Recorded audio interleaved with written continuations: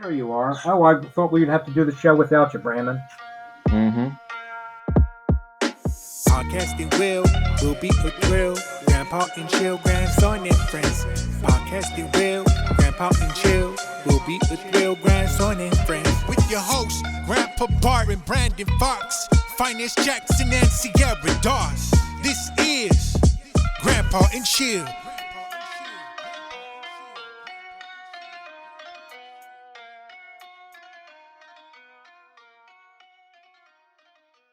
Hello, everybody at home. I'm Brandon Fox. This is Finest. Grandpa. Grandpa.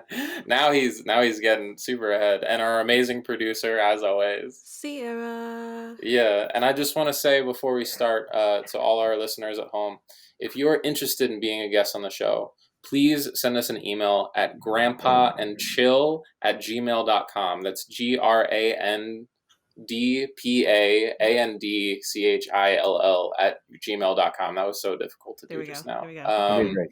We have no standards. Anybody can do it. Just yeah. anyone with a working email. That's all it takes. Just don't be a awful person. Just and don't be a psychopath, and it'll all be great. And with that, let's start the show. Welcome, Melissa. Hey everyone, can you hear me? You sound great. I guess I'm singing today. Yes, I was gonna say thank you for singing my name. There we go. Hello. Right. I Hi. can see your face. What's up, Melissa? Yeah. Nice to meet you Welcome. all. I love Yeah. the conversation leading in. I was sitting here just wanted to dive in. So what do you Yeah, got dive today? in. Yeah, dive in. What you got to dive in about? Well, I mean, I am not ashamed to say how I embarrass myself in front of some famous people that I've met before. Definitely clam up whenever I'm in front of someone with any sort of as long as they've been on a stage. Like Sure. I had a podcast a guest and they work for the Renaissance Fair, and so it's our first performer that we interviewed, and immediately I clammed up. But it all started probably my first really bad encounter that I kind of kicked myself for was Russell Brand. Yeah. Grandpa, are you familiar with him? I'm not, Melissa, but I wanted to ask you, where are you located? Because there's Renaissance fairs in many cities. That's true. I grew up going to the New York one. I'm from Queens, Long Island, but I've been living in Lancaster, PA, and there's a really fine one out here as well. Well, I'm very familiar with Lancaster. I've been there many, many times. Oh, I Beautiful look forward town. to seeing you Beautiful one day. area. Yeah. It is, definitely. Yeah. But yeah, Russell Brand I met at a book signing. So he's been in some movies. He's a comedian. Yeah. He's married to Katy Perry. You might know that name Yeah. at a time. He's a very sexual person, which is awesome. But it's the first time that I gave someone a hug and they actually hugged with their pelvis. Like Wow. Oh. He's got his Jeez. chakra right over there. It's a chakra right over there. He talks about that chakra a lot. And so I've always wanted to be a performer myself, and I just let in straight away. I was probably 16. He had been in a new movie. I just offered to just reach out sometime if ever it came upon him that he might need someone who looked like me. And he said, nodded his head, which I thank him for. He was not rude. But yeah, don't ask people for a hookup when they don't know you. Wow. That was at least you know in the spotlight you're gonna take your chance. You're like, fuck it. Right. I'm gonna shoot him. Yeah, okay. What about the other one? And then no, sure. Norman Reedus. He's from The Walking Dead. Oh, cool. I'm sure he's done a lot more than that, but that's how I recognized him. And I panicked. I could tell he kind of wanted to keep his head down a little bit, but I just turned and I said, "Hey, you." And he turned back and I said, "I like you. You're good at what you do." Totally just clammed up. But he totally broke his scowl and smiled at me and chuckled. Oh, sweet. He found it very endearing, and I got very lucky on that one. Honestly, that's probably like the nicest way to like call out somebody who doesn't want to be called out, and then just like let them go about their business. Yeah. It was genuine. I didn't call too much. He was able to flee after that. That was a really good one. That's great. He's one of those guys I've always wondered if he's like tough and scary in person, you know? I think yeah, he's got that tough exterior, but if you're awkward enough, he'll smile at you. Who is it? Norman who? Reedus. Read it. So. Sorry. It's okay. Are you big on concerts, Melissa? Into music? Definitely. I mean, it's been a while. But the should All That's good. okay. We're All animal good. friendly. Yeah, you're fine. Grandpa has. I don't know if Rosie's come out yet, Grandpa, but like we got a bird who is live on mic all the time. She's so. an agent of chaos, so Yeah. that's cool. Yeah, that's my pit bull bulldog mix, who I guess is asking you for a job on the podcast. Yeah. Yeah. Taken after you and Russell Brand. Concerts. You know, sometimes the ones that I remember are the ones that I like shouldn't remember. Anytime I go to something sober, I feel like it just goes too quickly.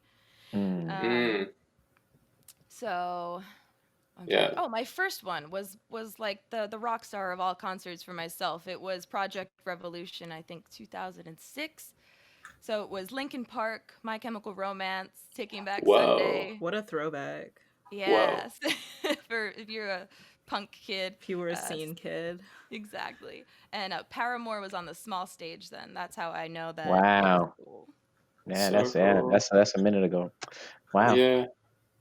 It's so crazy that like 50 years from now they're going to be talking about them like Frank Sinatra, like, oh man, when I was in my 20s I saw Linkin Park, like. Yeah.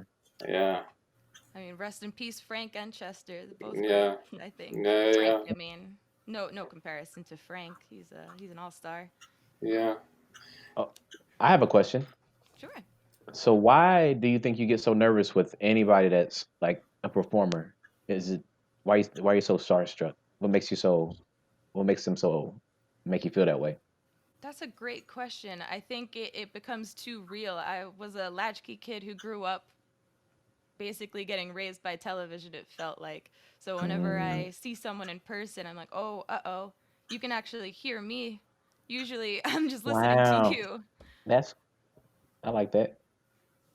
Do you guys clam up at all? I did once. I like to assert dominance and I try to do it. Oh my As soon as God. I see the person as soon as someone I respect enough, I'm like, duel. No, I think yeah. I met Lupe Fiasco on a subway once, and that's my very first concert. Oh, And yeah, nice. and I didn't think I was gonna be a person that was get starstruck, but I was definitely like, oh my God, you raised me. Yeah, it feels Yeah. so real. Is he as dreamy in person? He is. Yeah. Melissa, you're an actress. I'm assuming you're an actor. You know, I'm dabbling back in it. Quarantine really. I'm a trained chef or baker. Sorry. I know you guys were Okay. talking a little bit about cooking earlier too. I've met Bobby a lot of Flay. great chefs, and a lot of the great chefs can be total dicks. Yeah. It happens. I don't know. It seems like it comes with the job, but people are learning now to reel it in. Like I heard Gordon Ramsay is pretty nice in person. Yeah. So Haven't met him yeah, yet. his behind the scenes stuff is like very sweet and heartwarming. It's super cool.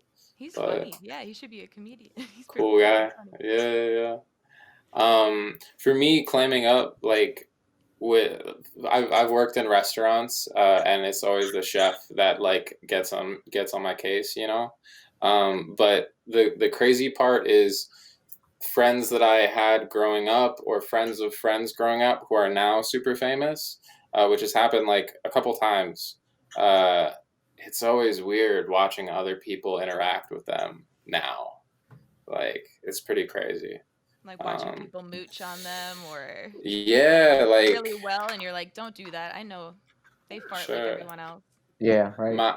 my really good friend's best friend, so I met him maybe 4 or 5 times before he got super famous, was just like, oh, the dude that came to see the show with the stick. Like, he was just holding a stick. That's how I remembered him. And then he like blew up, and then we're at a party, and it's like, everybody, you feel an energy in a room when somebody famous is there. It's very interesting. But I think maybe it comes from having seen them. It's not something that they're like projecting, you know. Mm-hmm. I wonder. And I have sorry. Oh no, go on. Well, one of my friends right now is friends with a local who, I guess his name's, I don't have to say his name, but there's a local famous person, and he tries to keep it really low key while he's here. And my friend likes to go into the supermarket while he's standing next to him and just like scream out his name like, "Oh, it's blah blah blah," and just watch the Yeah. reaction and how he gets super nervous. It's a bit of a not a nice move, but it's pretty funny. The famous person gets nervous. Yeah. That's so interesting to me. Yeah, Right? I mean, Like how would you feel if people come up to you and get all clammy and give you compliments all the time? That would make me feel pretty good. That's a good goal. Yeah. I guess you're right. I guess that's good. I guess you're right. Maybe. What do you think, Grandpa? Well, I think I want to give Melissa a compliment because your lighting is terrific. I'm trying to figure out how you got your picture on the screen looks terrific, and I'm wondering what kind of lighting you're using. Thank you very much. Actually, Wow. the spot I usually use is taken right now in my house. So I have a little bar in my kitchen, and there's some 2 overlight heads just above me. I mean the dark background and your face it like really goes together well. Thank you. Yeah. I Yeah. appreciate it. Before you hopped on, Grandpa was just talking shit about my lighting setup, so that's This is the only time we've had good lighting, and I think this is going to be episode 12 or 13. Yeah, I think you got really good lighting. You look good. yeah. No, I just turn it off because I'm like staring at it, but honestly, yeah, turn it back on for y'all. So, You look great, Brandon. You look great. thank you, Bravo. Phines. Thank you. So Melissa, you're not too far from Harrisburg. No, yeah. Do you ever go to? They used to have like I guess concerts during the summer along the river. Are you familiar with Yeah. what I'm referring to? It's like jazz musicians come out there and play.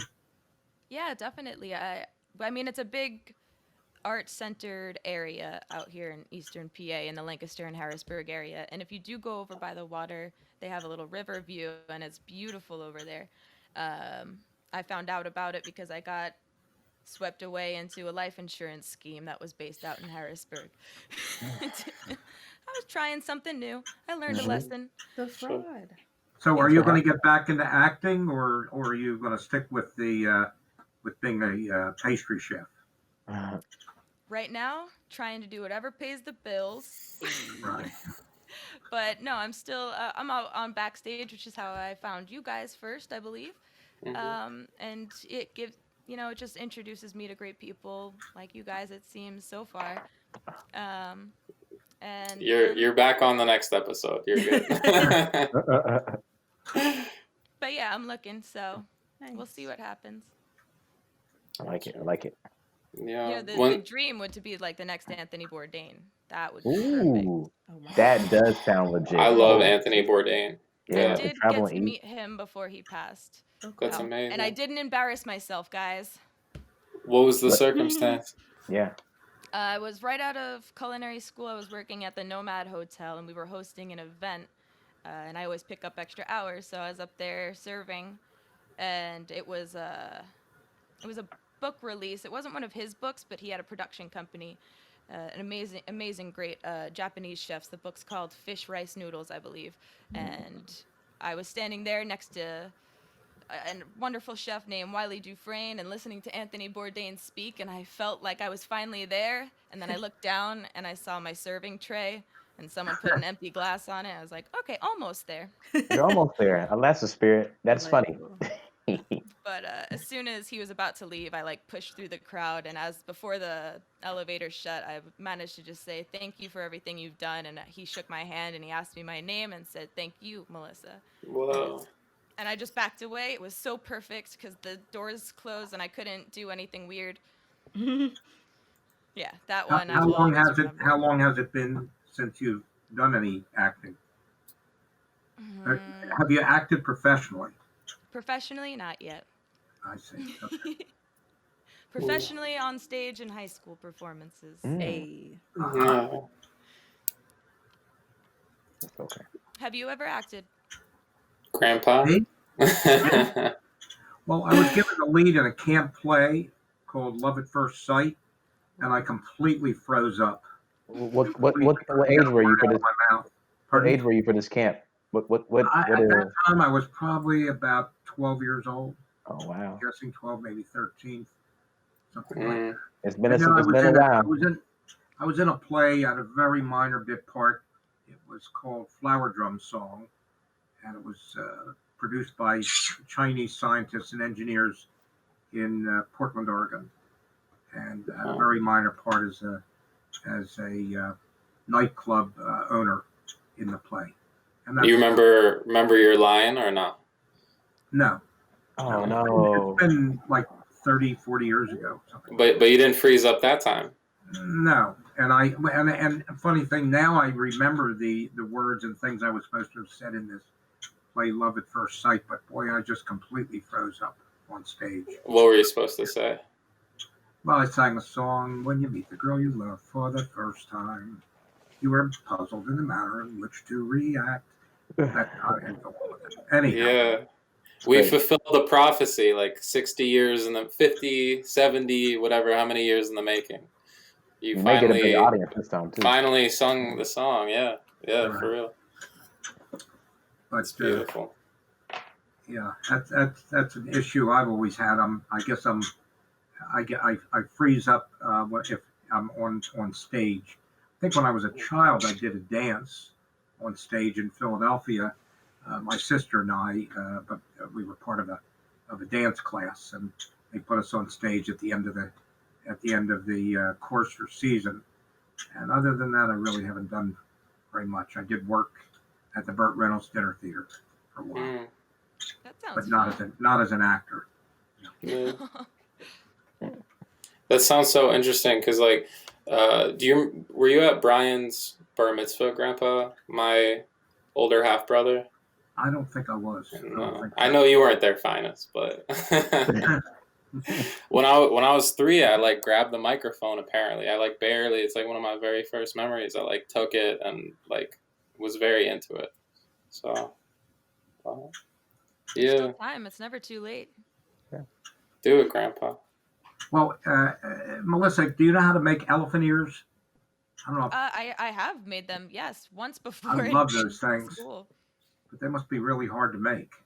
They are. It's actually layers and layers and layers of dough. I And don't then even they- know if there. I think that might have been one of the ones where the chef was like, "We don't actually have enough time for this, so I'm gonna do it, bang it out for you guys really quick, and then you can say you know how to do it." And they have like that delicious glazed candy on the outside of them. Yeah, it's Yeah. sugar, butter, and there's nothing better than that. Mhm. Yeah. Mm. You ever applied to like Cake Boss or any of those competition shows? Oh, I cannot compete so far. Maybe I definitely know a couple people who should go on Chopped. I think they would kill it on there. Gotcha. Nah, not yet. I think more like I'll wait for someone to pay me to travel and talk about eating. That's more my speed. Got you. Yeah. Do you watch Rachel Ray? Yeah, I love Rachel Ray. Delish. I love her little acronyms EBOO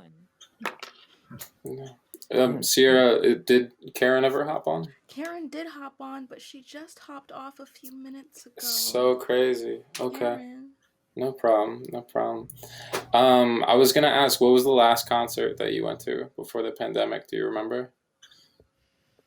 I think mine might have been either the Front Bottoms or there's a band called The Faint who did a really awesome performance out here. But yeah, I guess I get a little bit social anxiety, so I was staying away from concerts before quarantine, and now I'm just itching to go to one, but also not be around people. I don't know, it's hard. It's a hard Yeah. thing, yeah. But that's definitely something I'm looking forward to when things are safe. Concerts. I know. Yeah. I wanna feel The week before everything shut down, I had to go to San Diego for basically like a work thing, and I was in an Uber pool, and as I was like leaving, I was gonna fly back. They were like, "Oh my God, there's this amazing music festival! Like everybody in town is here." And I was like, "I can go to one in like a month, guys. Like it's fine. Like I'm good." And they were so convincing. I almost stayed an extra 2 days, and I didn't. And that was like I think the last music festival in the U.S. for sure. Oh, wow. That's Yeah. how it happens. Maybe you were safer that way, though. Who knows what could have happened if you went? Very, very true. Very, Try and very look true. at it the other way for you. Yeah. I don't know if I'm asking a question that I shouldn't ask, but do you work for like a supermarket or a restaurant, or have done so uh, with Yeah, your sure. pastry So, business?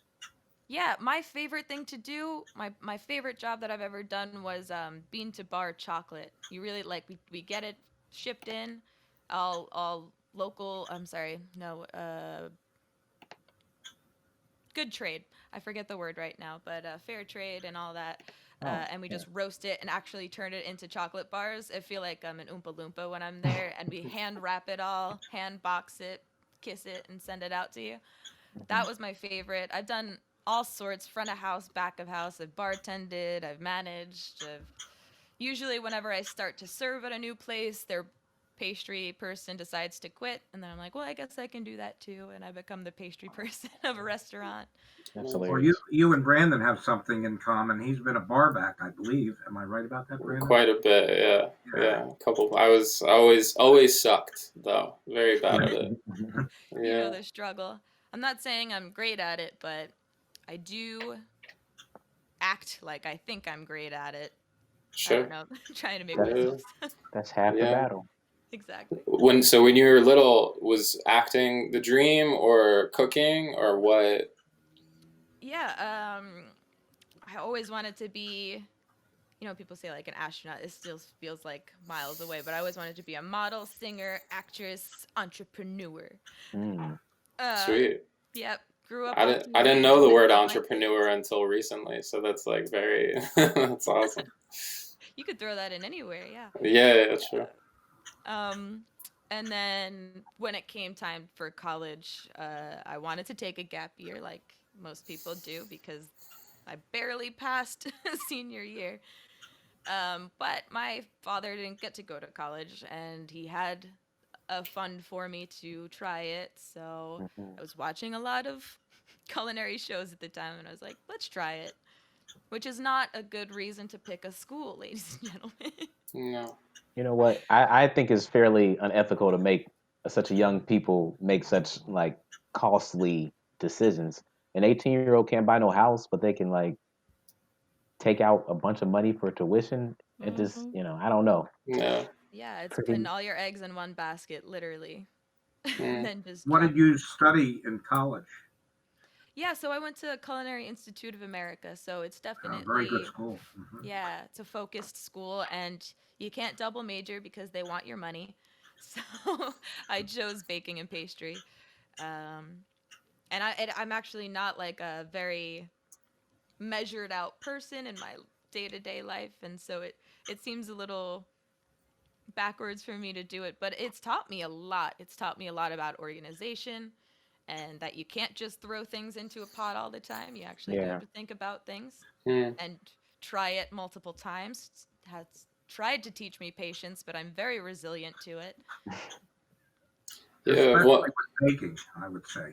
You have to be very exact on your ingredients, Yeah. Definitely. baking and temperatures and everything. Mhm. Even Yeah. salt or 1 degree off could mess everything up. Actually, Mhm. a really great. We used to joke if ever we left the chocolate place on bad terms, all it would take is like 1 drop of water in a vat full of chocolate to make like everyone's day a lot more difficult. Oh wow, that Hmm. sounds so cool. We Chemistry. didn't do it. Yeah. It must be good that you always eat good food, right? Because if you can cook, like adulting, trying to make my own meals and stuff, it's like so easy not to overeat because everything I make does not taste very good. So. Yeah, I right after college, I think it took like I don't know 30 days, and I dropped 10 pounds, and I was like, "What is going on?" Oh, that's what happens if you're not eating cake every day. Makes That's so sense. funny. Yeah. So we have our next guest, Bill, on, but thank you so much for coming on, Melissa. It was super great having you. It was a pleasure. Nice to meet you all. Thank you. You too. Yeah. Have a good night. Nice meeting Thanks you. for That was a coming good on. one. That was a good Thanks. one. Thanks so much.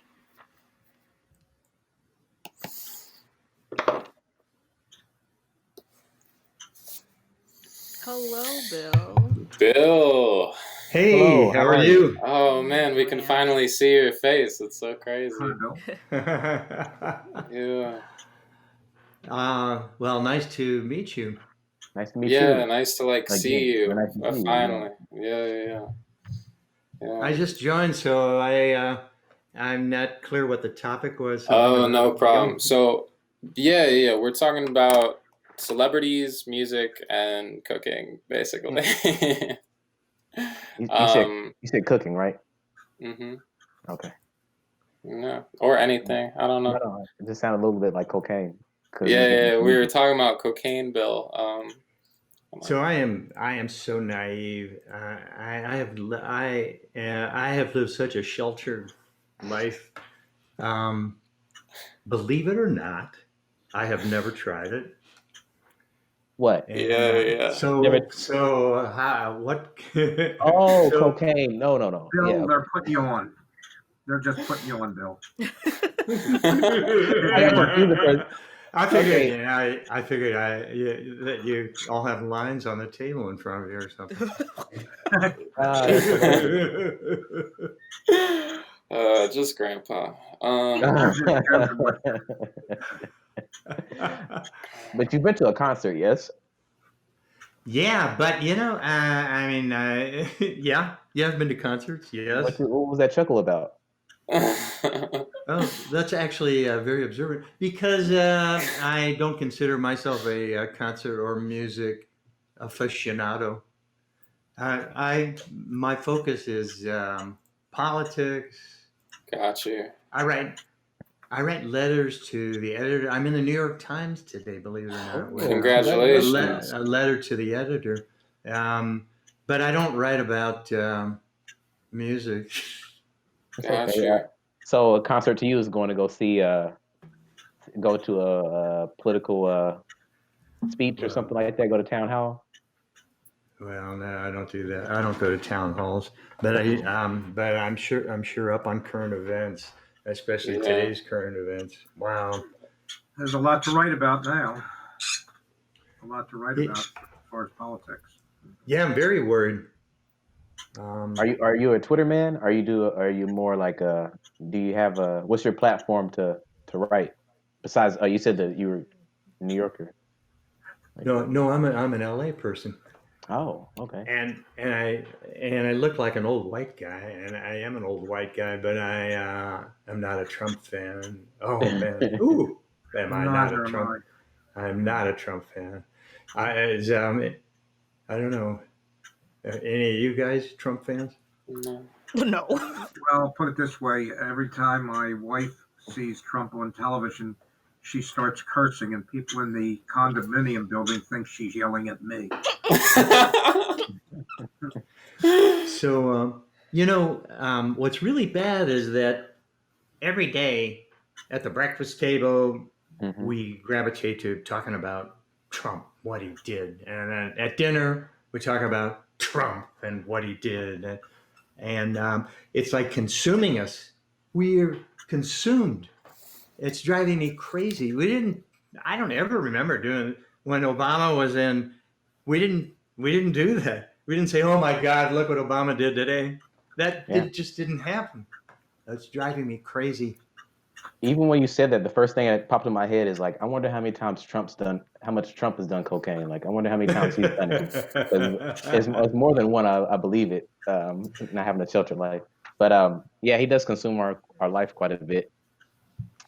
He doesn't drink. Okay. I think his father was an alcoholic. I would. I actually would be surprised if he does cocaine. He also He's- says that he, doesn't do drugs. He always wears a mask when he needs to. And what else does he say? He's got the best words. He's got a big brain. He's hooked on phonics. He's hooked on that Trump.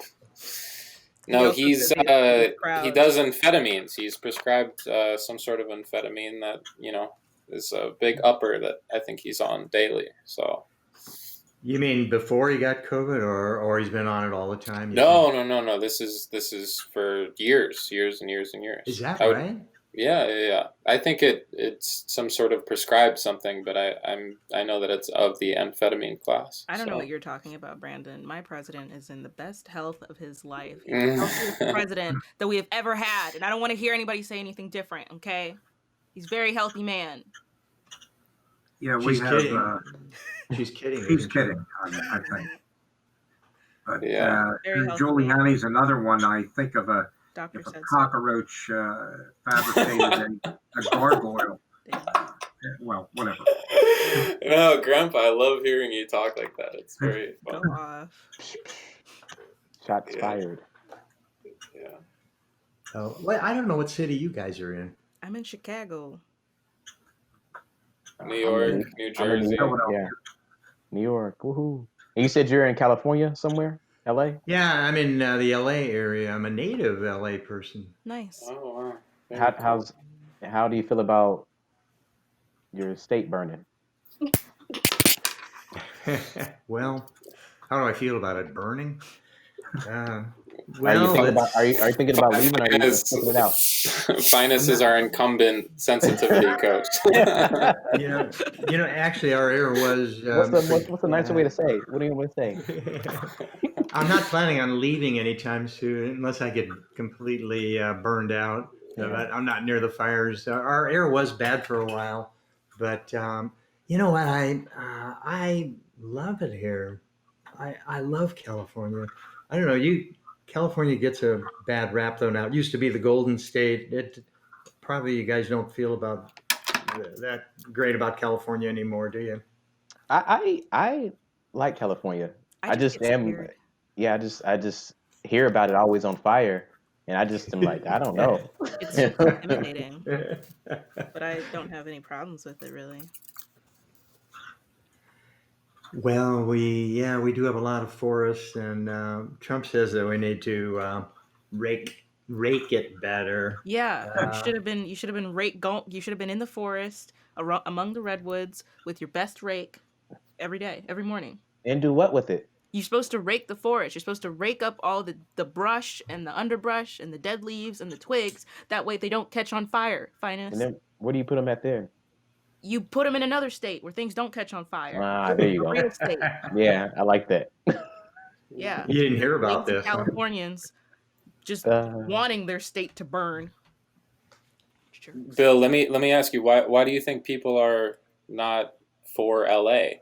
What is this talk that you're hearing about negative LA stuff? Well, I don't know. I think it's it's lost its luster in the news, and we have high taxes, and of course the fires and earthquakes, and quality of life, and a huge amount of homelessness. Yeah, I can see that. You know, I think it's weird. The good weather states, I think, somehow attract more homeless people. And that's one of the reasons. I think Hawaii has a lot of homeless people, and but in we have a big. It's a big burden to take care of everything that needs to be taken care of, and we don't do the best job of it. But and society is stratified. I don't know, maybe it's that way in every city, but it's stratified. You know, the haves and the have-nots. And the other thing, home prices are through the roof in California, more so than other parts of the country. So that's the other thing about it. So that's where. Am I wrong? None of those problems are recent, though, right? Like that's always been the case in California. I think you're not wrong. It's maybe gotten worse, or maybe we've focused on it more. But no, you're not wrong. We have always. Yeah. And what would you say to all the people out there that are like, fuck LA, I'm getting out, I want to move to Texas or something like that? What would you say to those people? Ooh, Texas. I don't know. That's a bad one. Well, we just lost those listeners. I must say, we have pretty heavy Texas listeners. Well, that was my plan. That was my plan when I graduated college. I was gonna go to Austin and start my new budding journey, and then maybe one day, like when I was like 40, I would like go to LA. But like I was gonna go there because business there was pretty good, like media production business there. Wasn't cold really. I'm in Illinois, so I'm actually quite tired of the cold.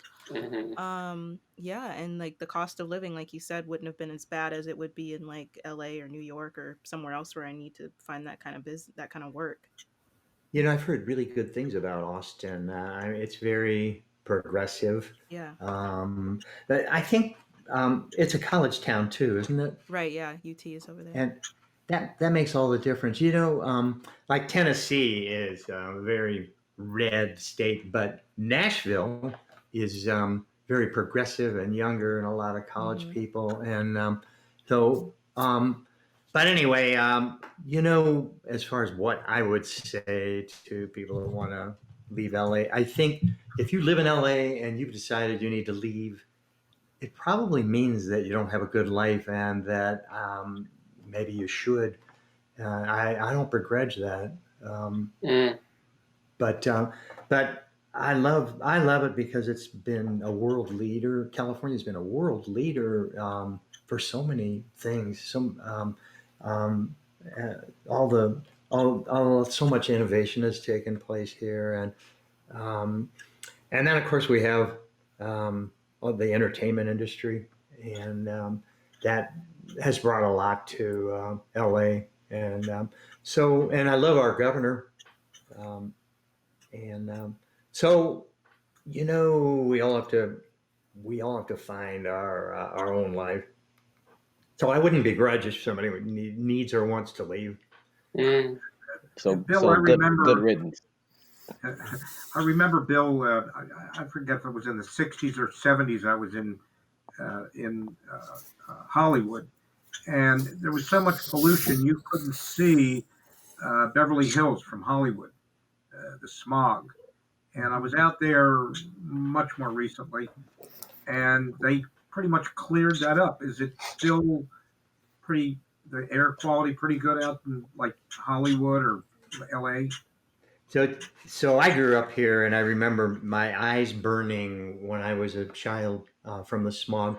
And it is actually amazing. I mean, we don't have the cleanest air in the world, but it is, when you think about the millions of cars we have, it's amazingly clean air. Done a really good job with the environment. The ocean off the coast, the Santa Monica Bay, is one of the. It's loaded with marine life because we've done a good job of controlling what spills out into the ocean and pollution. So California has really taken a leadership role on environment. And I mean, we led the country on air quality standards and car standards. And of course, Trump's trying to change all that. I keep coming back to Trump. See, I can't stop it. It's horrible. It's possessing me. But he's got a hold of you. He's got a hold of you. Let your truth out, Bill. Let your truth out. Well, I know how you can forget about him. Think about Barr. Oh no. I'm sorry, I didn't hear you. Quit thinking about him and think about what? Just think about Barr, his attorney general. Oh. Oh, for an even worse nightmare. Right. You know what, Bill? Terrific. I just saw a little article about the Borat movie that's coming out. It's coming out this Friday, so maybe Friday you can get some like nice catharsis, because I know that the story was about Rudy Giuliani, and he's in it apparently. So maybe that'll help. And is this a movie about Barr or what, or All about right. Rudy, or? So the actor Sacha Baron Cohen, he's known for dressing up with these crazy disguises like clothes, prosthetics, fat suits, like he'll do like a whole get up, and he'll put on like a whole new character, persona, accent, ethnicity. He does a whole thing, and then he'll go out and he'll find people like strangers, nobodies, celebrities, all kinds of people.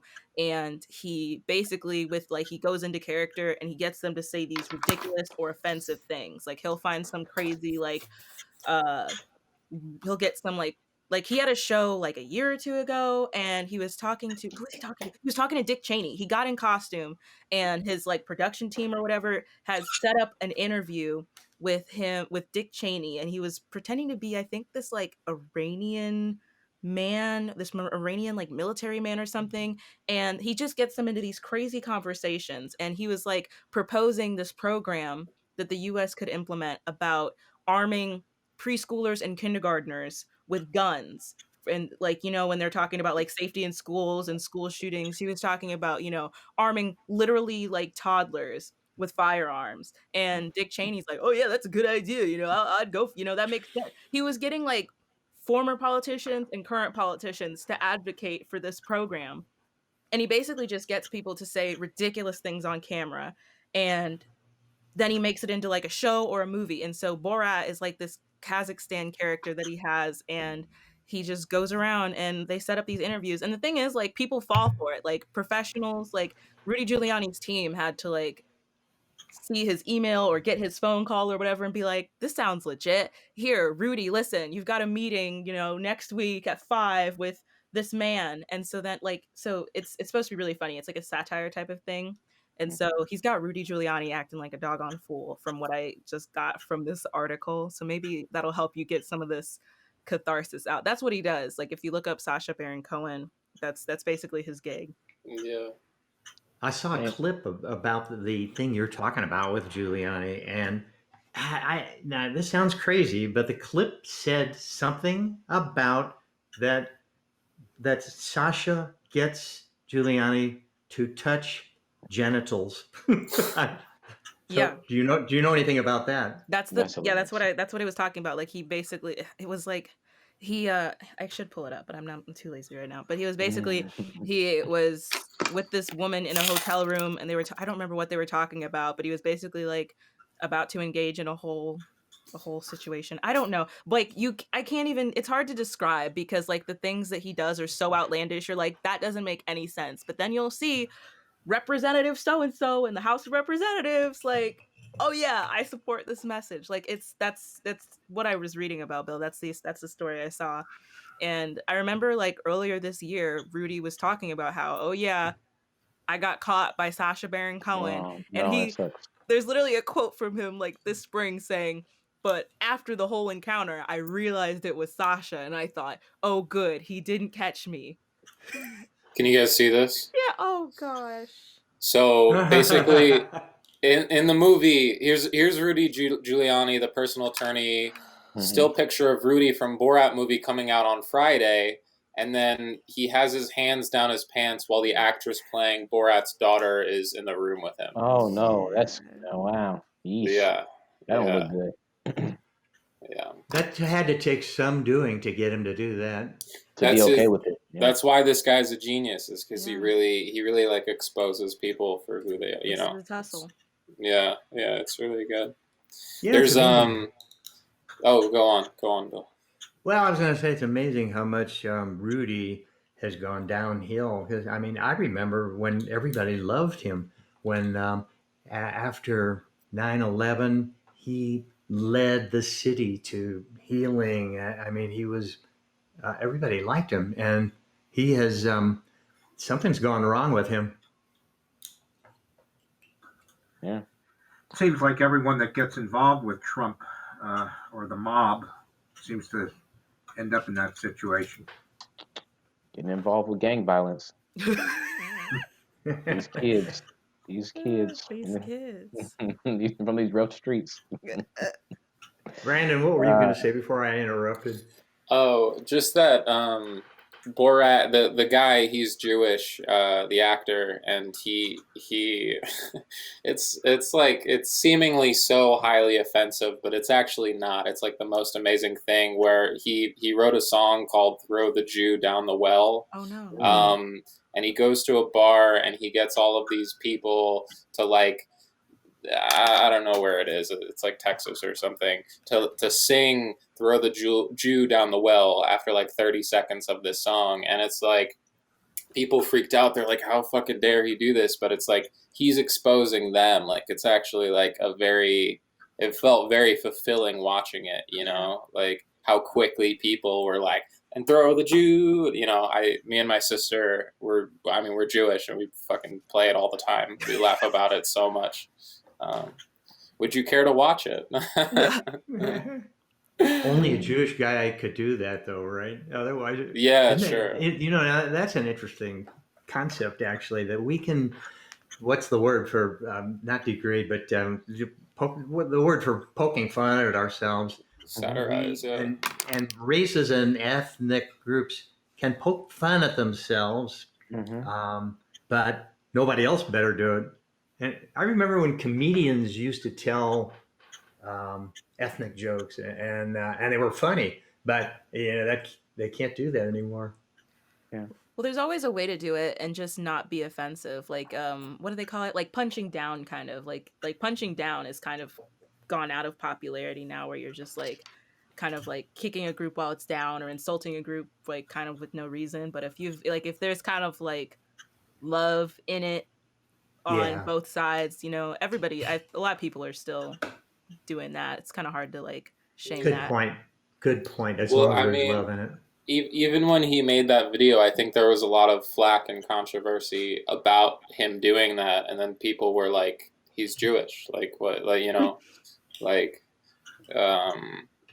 yeah. I mean, what he's doing, it's like a very fine line. But I think the reason it works is because he's actually helping. Yeah. He's not. Yeah. Yeah. But yeah, Grandpa, you've never heard of Borat before? I've heard the name, but I did not know what it referred to. Yeah, that's Borat. That's a movie to see with your grandpa.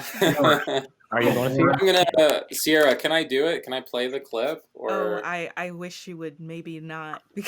Okay, all right. Yeah. Copyright stuff and stuff. I'm still playing games with copyright here. Okay. Yeah. Got you. But highly recommend. I never saw Borat actually. I remember when it came out. What isn't he was okay? So did he do Borat and did he also do Bruno, or is that somebody else? Bruno was right after. Yeah. Okay. Same guy. So I never saw those. It was kind of like in the same vein of like the Epic Movie. I never saw Epic Movie either because my parents were like, "No, Sierra, that's sin. You can't." So I knew it was really raunchy, but I never got to watch it. I only saw the Who Is America series like from like 2 years ago, and I was this man has a gift. This man has he's amazing. Yeah. Very good. Have you seen the movies, Phines? No. Never. I'm the only one who's seen Borat here. I don't know if I can watch the last one, but I'm definitely gonna watch this new one. Yeah. Wow. It's very good. It's gonna speak to my soul. Yeah. So Grandpa wanted to talk about music, and he was naming all these people I had never heard of. I don't know if you know some of these people, Bill, but who are you talking about, Grandpa? Like Ray Charles, Sammy Davis Jr., and Frank Sinatra, and Barbra Streisand, Dean Martin, people that, Bing Crosby. I used to love them when I was in high school. Yeah. I was that kid. So don't tell me you guys, I know you're not familiar with them, but you've heard all those names, haven't you? I used to listen to like Dean Martin and Frank Sinatra and, oh my gosh, not Sammy Davis Jr. I'm losing the name, but I used to listen to Ella Fitzgerald all the time. I was that kid in high school where I just had a whole really old jazz Spotify playlist that I would just listen to all the time. Yeah. That's not fair, Grandpa. You named like 30 names that I had never heard of, and then you just said all the most famous ones. Yeah, you did. I think it's a shame that young people today are not familiar with the music because they made beautiful recordings. And do you know Skrillex? Stop it. No. But I like Adele and Shaka Khan. I like a lot of the more recent. They're probably not as recent as what you are familiar with. But yeah, no, I think Frank Sinatra's right at the cutoff because 5 years ago I started getting obsessed with like the Velvet Underground, Lou Reed. Do you know that generation of music? Mm-hmm. I don't. No. Beethoven. I thought it was first. I thought it was ludicrous for your grandpa to be like Adele and Shaka Khan, and now I'm thinking like you, or even worse by saying, what did you just say? He said Beethoven. And what did you say before that? Oh, Lou Reed, Velvet Underground. Reed? Yeah, okay. How do you go from Lou Reed in New York in like the 70s to like Beethoven? They're not even in the same. I was joking about Beethoven. He was looking at me like I was talking about aliens or something. Like, hey, but hasn't music always been generational?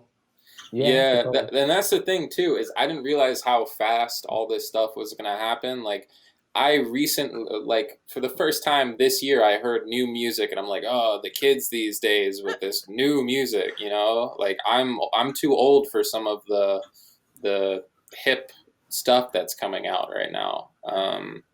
You're as old as you want to be. Yeah, like I heard a TikTok song. And I'm like, gee, but. I remember when Marissa was into Justin Bieber. Yeah. He's sort of gone passe now, isn't he? Or... Is he?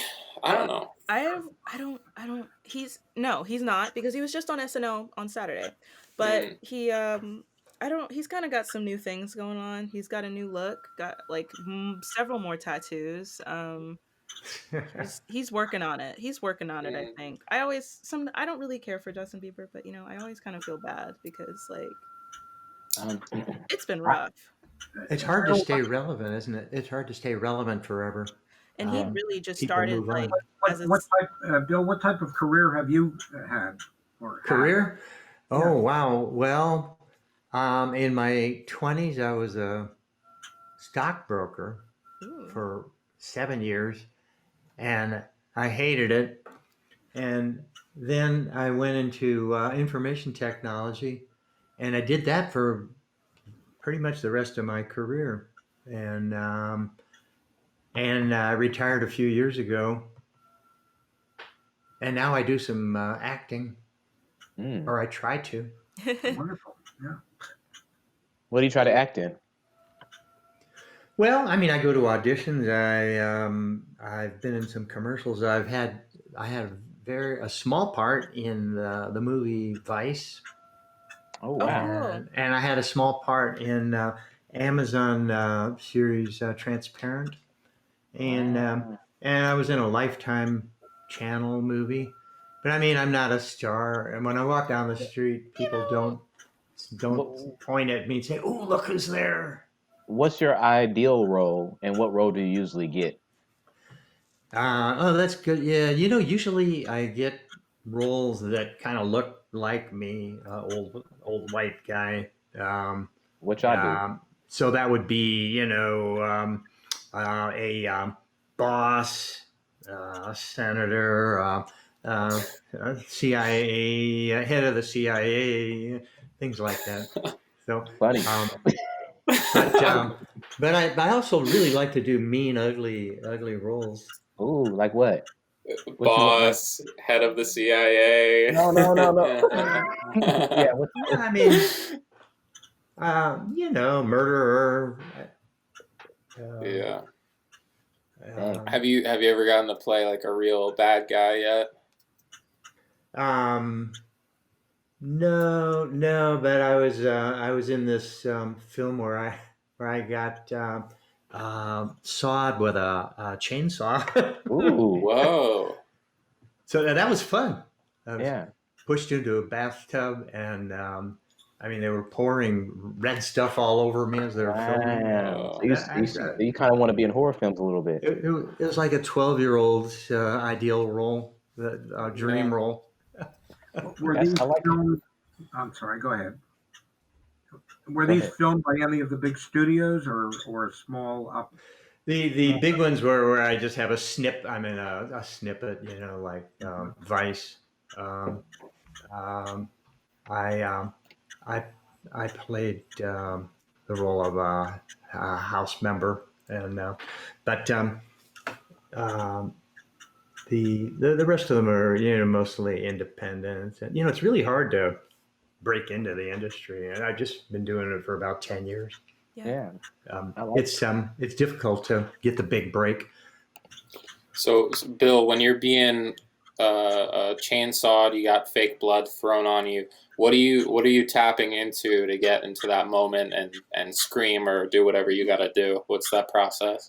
Oh, it's scary to have that done to you. It's scary enough to have that done to you. So just imagining that this is it. You are going to feel a moment of agony, and then you are going to be gone. So that's what you tap into. That's cool. Wow. It's kind of fun. It's like being a child again, playing. Yeah, I love it. I don't think I would have wanted to play Imaginary Time with you as a kid. This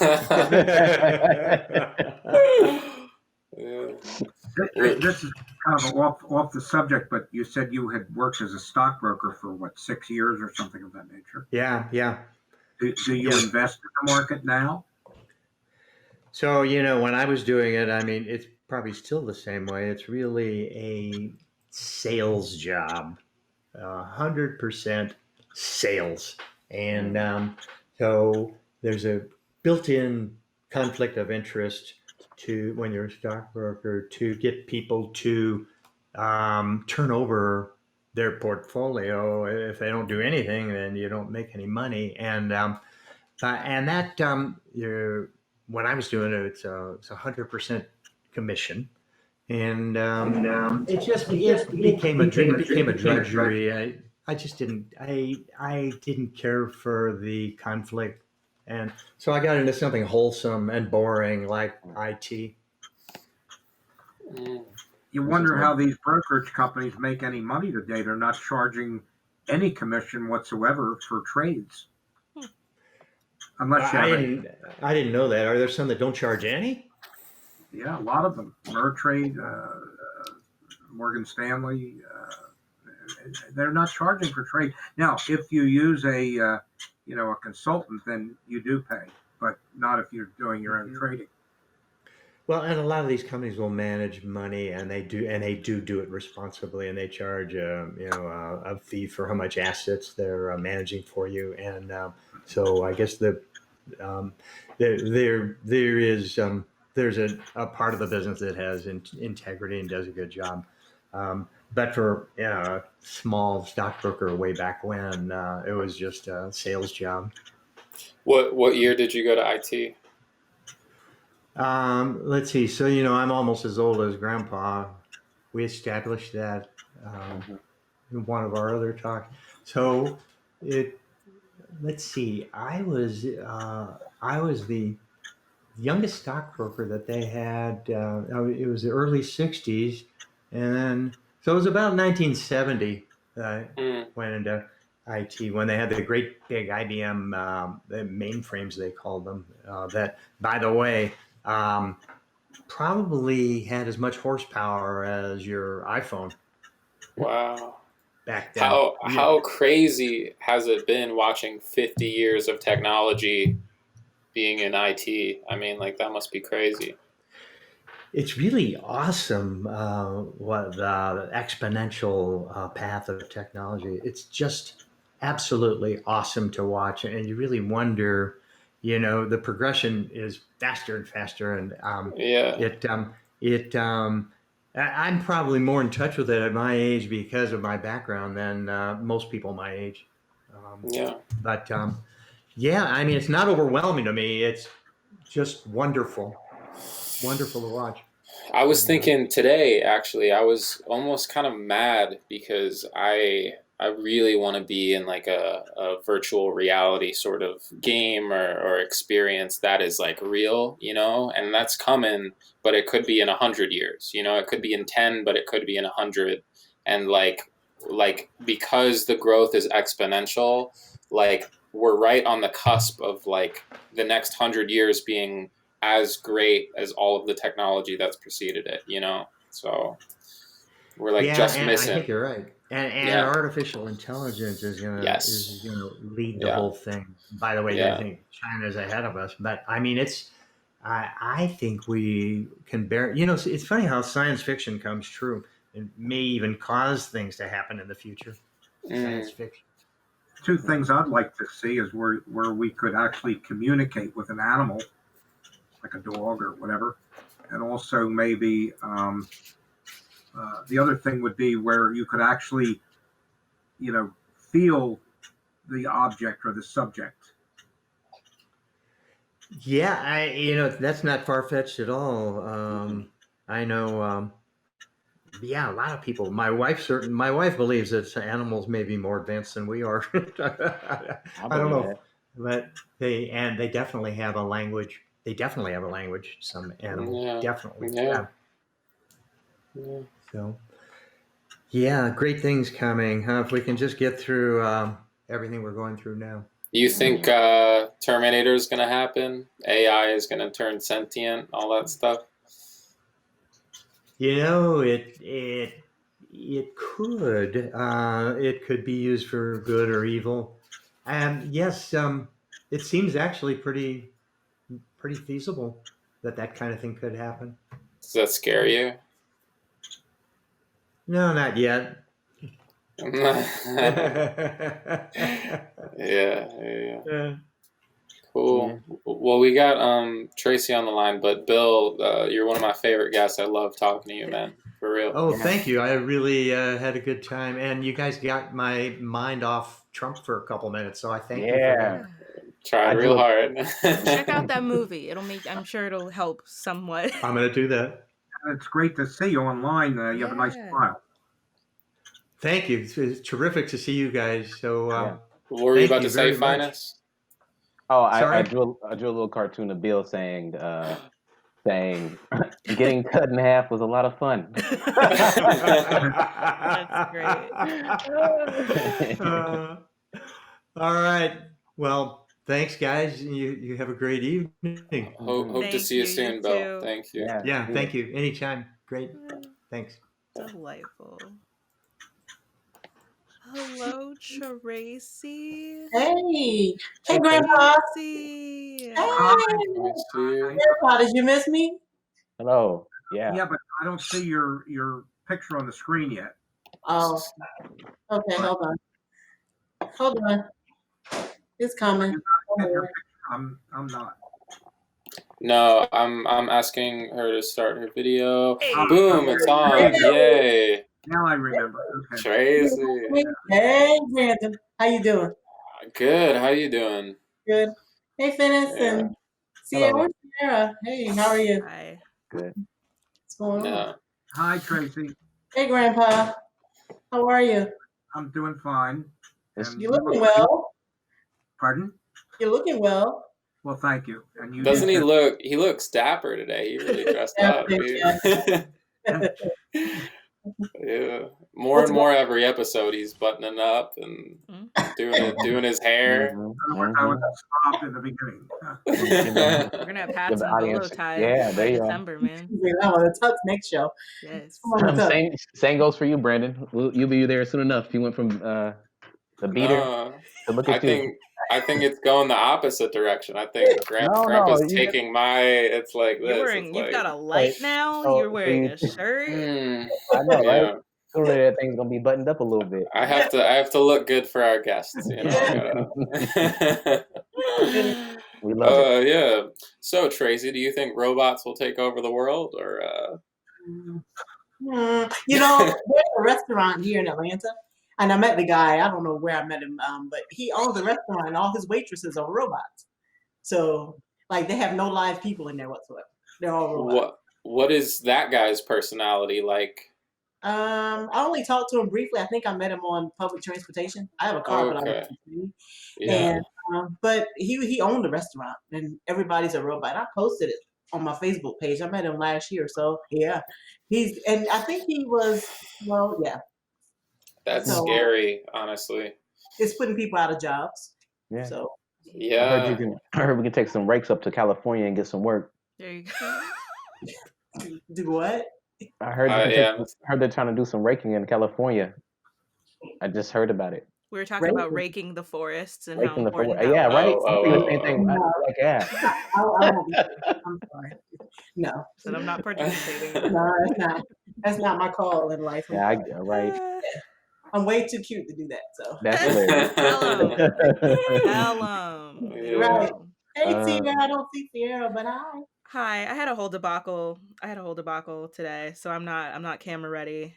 So neither am I. I jumped on. You see my hair all over my head. You look absolutely perfect. Normal, you look right? adorable. It is what it is. It's just my whole synergy was off. My pharmacist lied to me. It's a whole thing. I'm traumatized. Not all of us live with a professional hair cutter like Grandpa. So who cuts your hair, Grandpa? My wife. She's a hairdresser. Oh, cool. That's nice. Wonderful. Keep your beard. You gonna grow a goatee like Abraham Lincoln? You know the long. She just trimmed it the other day. She'll trim my beard, and you don't want it long, like the. I've had it long, but it's more difficult to take care of. Yeah, he had it. You had it down to here at one point, and my mom yelled at him. Get a part-time job somewhere. So. Myself. Yeah. Tis the season. Mm-hmm. Yeah, it is. Yeah. No Shave November is coming up quick. Yeah. Can you believe it? The end of the year already. It's almost Christmas. We What a made year, it. though. It's been a crazy year. It's been a crazy year. My God. But you just don't know what one week to the next what's coming up next. Like what are you doing for Halloween? You got any plans? Better not. Right, I don't. Don't knock on my door. No. Yeah. What are you gonna do to scare the kids away? Open them with a belt. Snap the belt, you know, make the noise, like crackle the belt. Yeah. Pop, like, pop. They'll hear it from the other side of the door. They'll be like, "Oh my God, I think she's pouring candy into a bowl." The parents will know. The parents will know that sound, and they'll be like, "No, Jimmy, get back!" Yeah, no, he's not with the belt. Not this house.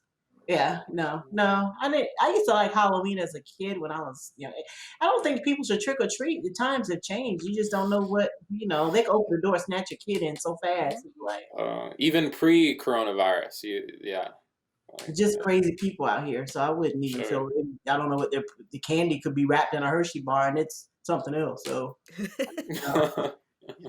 those 3D printers. So 3D printers, you can make anything. Dang, right? Wild. Yeah, you're not even thinking about that. They could print a label. And I just want to say, I think it was last week I was talking about how I was possibly planning on setting my sprinkler out and hiding it behind my front door. So if people showed up, and you guys try to make me feel bad about that. Like that didn't make any sense. And I just want to tell you, the very next morning, I went for a walk with my mother in the morning, and I was telling her about it, and she was like, "Sierra, we're not going to do that. We're not going to do that." And I was like, as she was trying to tell me not to do it, what did I do but walk on the sidewalk and step on a whole, like, it looked like somebody had just spilled a whole bag of Reese's Pieces on the ground, okay? That didn't have to be a kid. And I think you're... No, wait, okay, there were Reese's Pieces all smashed up on the pavement, and I was like, see, someone out here is being nasty, trying to start Halloween early. And then I looked to my right, and the house that we passed had a big old metal jack-o'-lantern bucket just sitting outside their front door. They are planning it. It is in the works to defraud my community. Okay. I feel like you saw some candy on the street. It had nothing to do with. Okay, I guess it's Halloween season. It's trick or treat, so you can either get a trick, which is a sprinkler coming on if you come in this yard, you'll get wet. Yeah, stay off my property with your illnesses. So it's fair game. It's trick or treat. They called it. So thank you. Yeah, so I'm with Sierra. Why not? They had a whole jack-o'-lantern bucket waiting outside, just waiting. The fraud. I don't think it's gonna be a good time for everybody to be out and being festive. No, it's flu season. And the numbers are going up. And I might buy a bowl of hand sanitizers and leave it out front. There you go. That's good. Put some masks. Put some of those masks out with it. Yeah. Oh yeah, like little pumpkin masks or something. Well, then it's kind of, I don't know about that, because then it's like I feel like then you're still encouraging them to go out that day. Sure, yeah, that's true. You're like, hey, be safe about it. There's no safe. Just stay inside. Rosie's stealing your pen. Rosie! I got things to write. Yeah. I got big plans. This is so cute. I got to write this anarchy manifesto. Oh my God. Tracy, we were talking about music before. What sort of decade of music are you most into? You know what? Here lately, I don't know what's happening. Like when I hit 50, I started going backwards. Like for real. Like the stuff I just put in my house is like vintage stuff. Yeah. So I went back to the 70s. I got like these wide bottom jeans. I'm like going backwards. Like what artist? Yeah, what's vintage? Well, let me see. I've been listening to Michael Jackson, Phil Collins. I can't think of the guy's name. Christopher. I just came from Virginia. I flew from Virginia a couple weekends ago. On the flight going and back, I listened to Christopher Cross. I think Sailing. You remember that song, anybody? Sailing. Well, y'all too young. Grandpa, you remember Sailing by Christopher Cross? Sailing. Yeah. I like. Go ahead. I'm sorry. Oh, no, I'm sorry. So I listened to that going. So I'm kind of listening to the 70s, a little bit of 80s music. I don't like any of the new music, really. I don't even know the artists. We're hanging out with you after COVID. You got the jams? Huh? I said, I'm hanging out with you after COVID. You've got the jams, You're too young to remember those. Well, I like Phil Collins. I could Mhm. listen to like a Michael Jackson song, but I like Phil Collins. Like I like Michael Jackson's live. Like I like everybody's live. Like Yeah. the live. So all my songs on my cell phone are live. Is live music. Like Oh, when they play. cool. A So lot of give like it- Gladys Knight and the Pips. yeah, I think like Midnight Train to Georgia was. It's okay. I don't think I like Gladys. No. No. You like Prince? You like Prince? I didn't like Prince. Me and my friend were just talking about that. She's a Prince fan. Ooh. I'm not a And you Prince. don't? Okay. Oh, What about I you like El DeBarge? No. Trying to think. Okay. You like let's see. Okay, let me tell you who I like. Luther Vandross. Yeah, he's okay, but I really like hip hop. I like Tribe Called He's Quest. okay. Okay, Like Tribe Called. I like Tribe I'll Called see. EP. I know this. See, now we're on the same page. Phines, That's I'm why I trying to listen hear. I'm so sorry. So EPMD, A Tribe Called Quest, De La Soul. I like that kind of stuff. But if I had to slow it down, I would go back to the Michael Jackson and a little bit of Luther here and there. I'm just all across the board. Tina Marie. Did you see any of these people live? Patti LaBelle, I got in her show free. Ooh. Whoa, what's that story? Snuck in. Mm-hmm. We were in the back, but we were in there. I wanted to kick her shoes off. But when I was in Maryland, me and my friend used to go to everybody's shows and just hang out back, like where the buses come in. And so we would get brought on. Like, yes, I met so many artists that way. There's so many people I met just from being. Who's the biggest person you met? Well, he's not big anymore. He's in big trouble. But R. Kelly. Oh. I'm sorry. And what was the story there? I told my friend we must not have been cute because he didn't try to talk to us. So how old were you? About 20. Oh no, you're fine. Too old.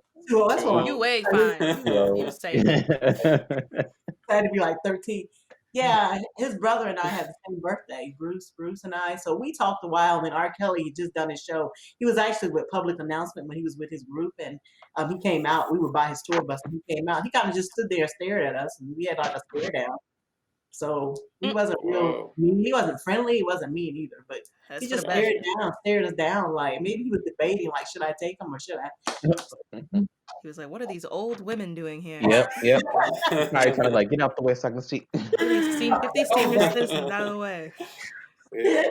Grandpa, are you familiar with what we're talking about? Some of them. I don't always know the names of people, but yeah, I'm somewhat familiar. I listen to more of the older, the older music. Like the Beatles? Somewhat, yeah. Somewhat the Beatles, but more Sinatra, Ray Charles. Okay.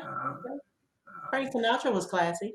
Ingram just passed away about a year ago. Yeah. James Ingram. You know who he is? He died?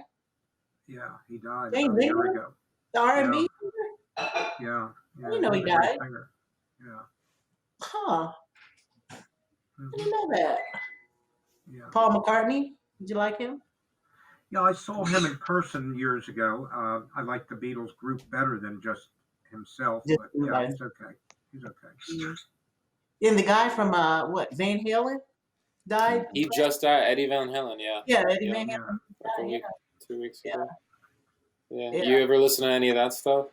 No, but I went to school with people that did, and so the guy shared it. I said, "Oh my God, he was like the biggest Van Halen fan ever, like to this day." And AC/DC, all of them, he kind of really was into all of them. But I like them now because they kind of rock out. Like I like the kind of rock out and just like, Yeah. So I'm all over the place with music though. The less we can go out, the more I miss like loud, hard concert music. Like, who'd you listen to?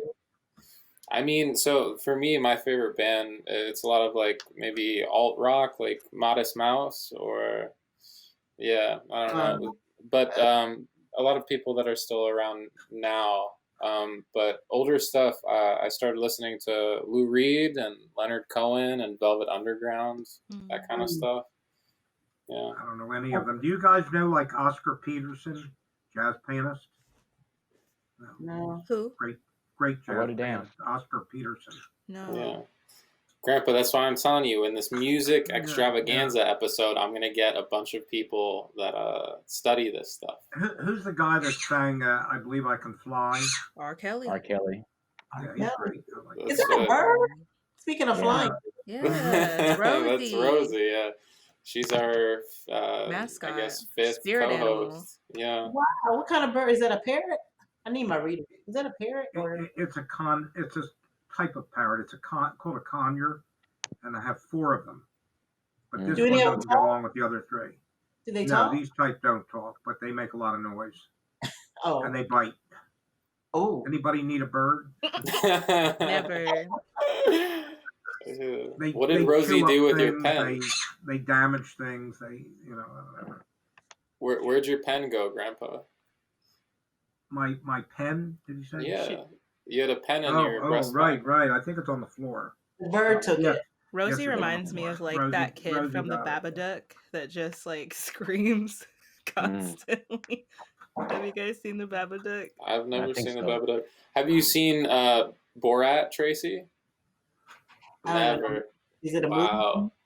Yeah. Very famous movie that they're coming out with a second one. Is it on Netflix or where would you find It's gonna be on Amazon Prime, I think, the second one. But it's very, very dirty, very raunchy. So let me tell you, I don't watch movies that much because they take too long. Like I have too much to do to wait 2 hours. Just show me the end and then let me ask questions. Or I'll go back and watch it. And then I can't sit that long. After about 30 minutes, it's over. Okay. You sound like my mom. We'll watch something and she'll be like, well, what's gonna happen next? And we'll be like, well, we don't know, Mom. We're all watching it. Like, we don't know yet. We just gotta stay in the movie. She'll literally sit there and get her phone and then just Google the movie and just be like, oh, and I'll be like, what? Stop looking up the ending. And she's like, I just wanted to know, but you'll like it. Mm-hmm. Which is the best thing about on demand because you can watch all the shows and go to the end. I like Married at First Sight? No. So you can go watch it. The end of it to see if they stay together and wonder why. Oh my goodness! Oh my god! It's the best. Cheaters. So what do you do in your free time? For fun. What is that? Free time. Sure, I hear you. Or do you just prefer TV more over a movie? I don't know what free time is, so I don't have it. I rarely have free time, so trying to plan my life. I've been doing that though for the last 30 years. That's it's working out for me. I'm still playing. So. What's at the top of your checklist right now? To do? Game plan, yeah. I'm actually trying to buy. This may not interest you all, but I'm trying to buy a what they call a straight truck? No, a straight truck, because I'm a FedEx fleet owner and I need a truck to carry their freight. Ooh. I told you the last time I was here that I'm self-employed.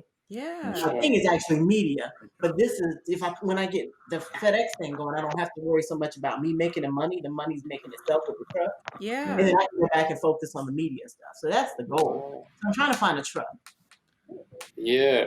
How do you find a truck? When you're in the transportation on that side of the industry or whatever, and I'm new to it, you get access to, or you get directed to where to go, or you can do a general search for truck. Like I saw the truck I needed today at the auction. I was at the car auction. I actually seen the truck, that exact truck. So, but yeah, that's what my goal is right now. My project is right now, and then I can take that money and expand on my next thing, which is the media. Which a straight job. Yeah, you're talking about a straight job. Mm-hmm. Yeah. Yeah, straight job. Well, yeah, it has a sleeper in it. A sleeper, where they can sleep. The drivers can sleep in it. Yeah.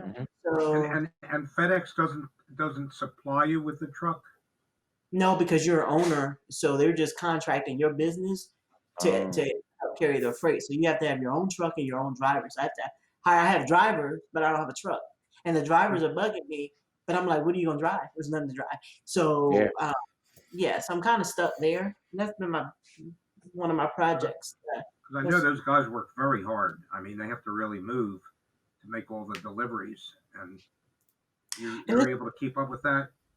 Well, it's not the regular FedEx. It's their custom critical things that like I need it here at 10 o'clock tonight. Thing like so we go custom critical goes pick up urgent stuff to get it same day. So the drivers are the drivers are constantly driving. So you have two in a truck so they can switch out so the truck will keep rolling. So once I buy the truck, I'll probably never see it, but once or twice when I tell them to bring it for maintenance. But it should be all around the U.S. It should be moving around the U.S. So I would imagine that with this COVID-19 that your business is actually picked up. Am I right about that? Or I haven't bought the truck yet, but they are busy. Right. Yeah, they are very busy. Right. They're very busy. So once you get the truck, what type of media work are you looking to do? Like we're doing now. Well, actually, Media Tray was supposed to be a TV channel, so I was gonna put shows on Experience on Demand, not Experience on Demand. Not my friend started a radio TV station or whatever network or whatever. So that was gonna be a channel on there. But the shows I was getting, people were sending me their pilots, wasn't like interested in one guy's story. I don't even know what this is about. Like even the pilot was confusing. And then COVID-19, nobody can do any production. But that's another dilemma is finding shows that kind of match you as a person and what you want the channel to represent, and not have stuff that's talking about killing people or races or politics or that kind of. I don't want any of that. So yeah. So that's what the goal is, but it's COVID-19 hit, so it slowed everything down. So sounds great though. Sounds like it's coming back together. We'll see. We're getting there. Yeah, it's a slow. It's hard starting from the ground up. Yeah, but it's good. Everything you're doing is COVID proof. Like it's stuff that you can do from home, basically. Right. And the transportation is why I really jumped back in it, because I noticed during COVID-19, FedEx and me, because I transport cars already, but FedEx and me were already and medical people were the only ones still actually working but not being touched.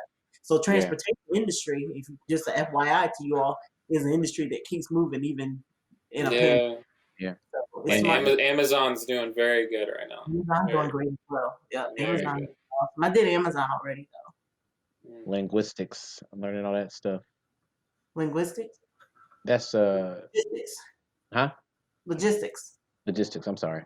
Linguistic. Yeah, I'm not languages. Linguistics is learning a language like the breakdown language. Yeah, I took linguistics in college. Loved it. Ooh, did you like that?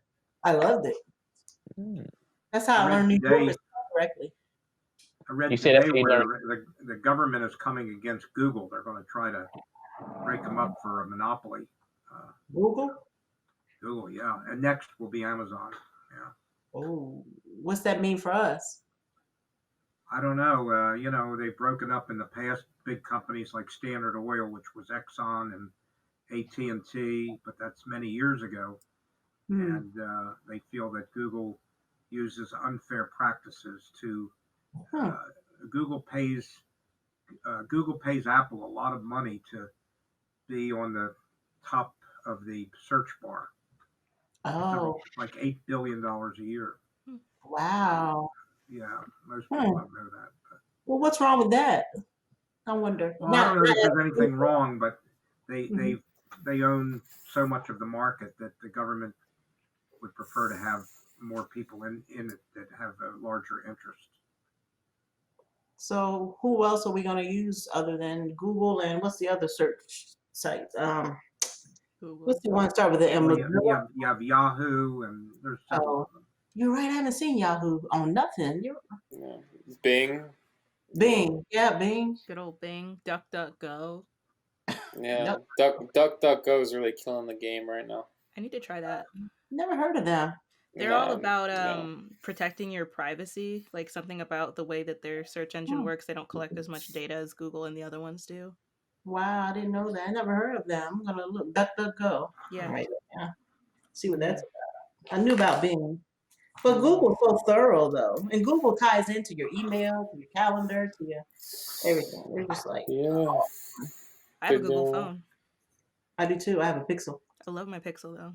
Which one you have? I have the 2, and I think I'm probably gonna have to replace it soon. I had the I love it. 3XL, and now I have the 3A. The 3A is smaller. It looks like an iPhone. Yeah, you like it? I do actually.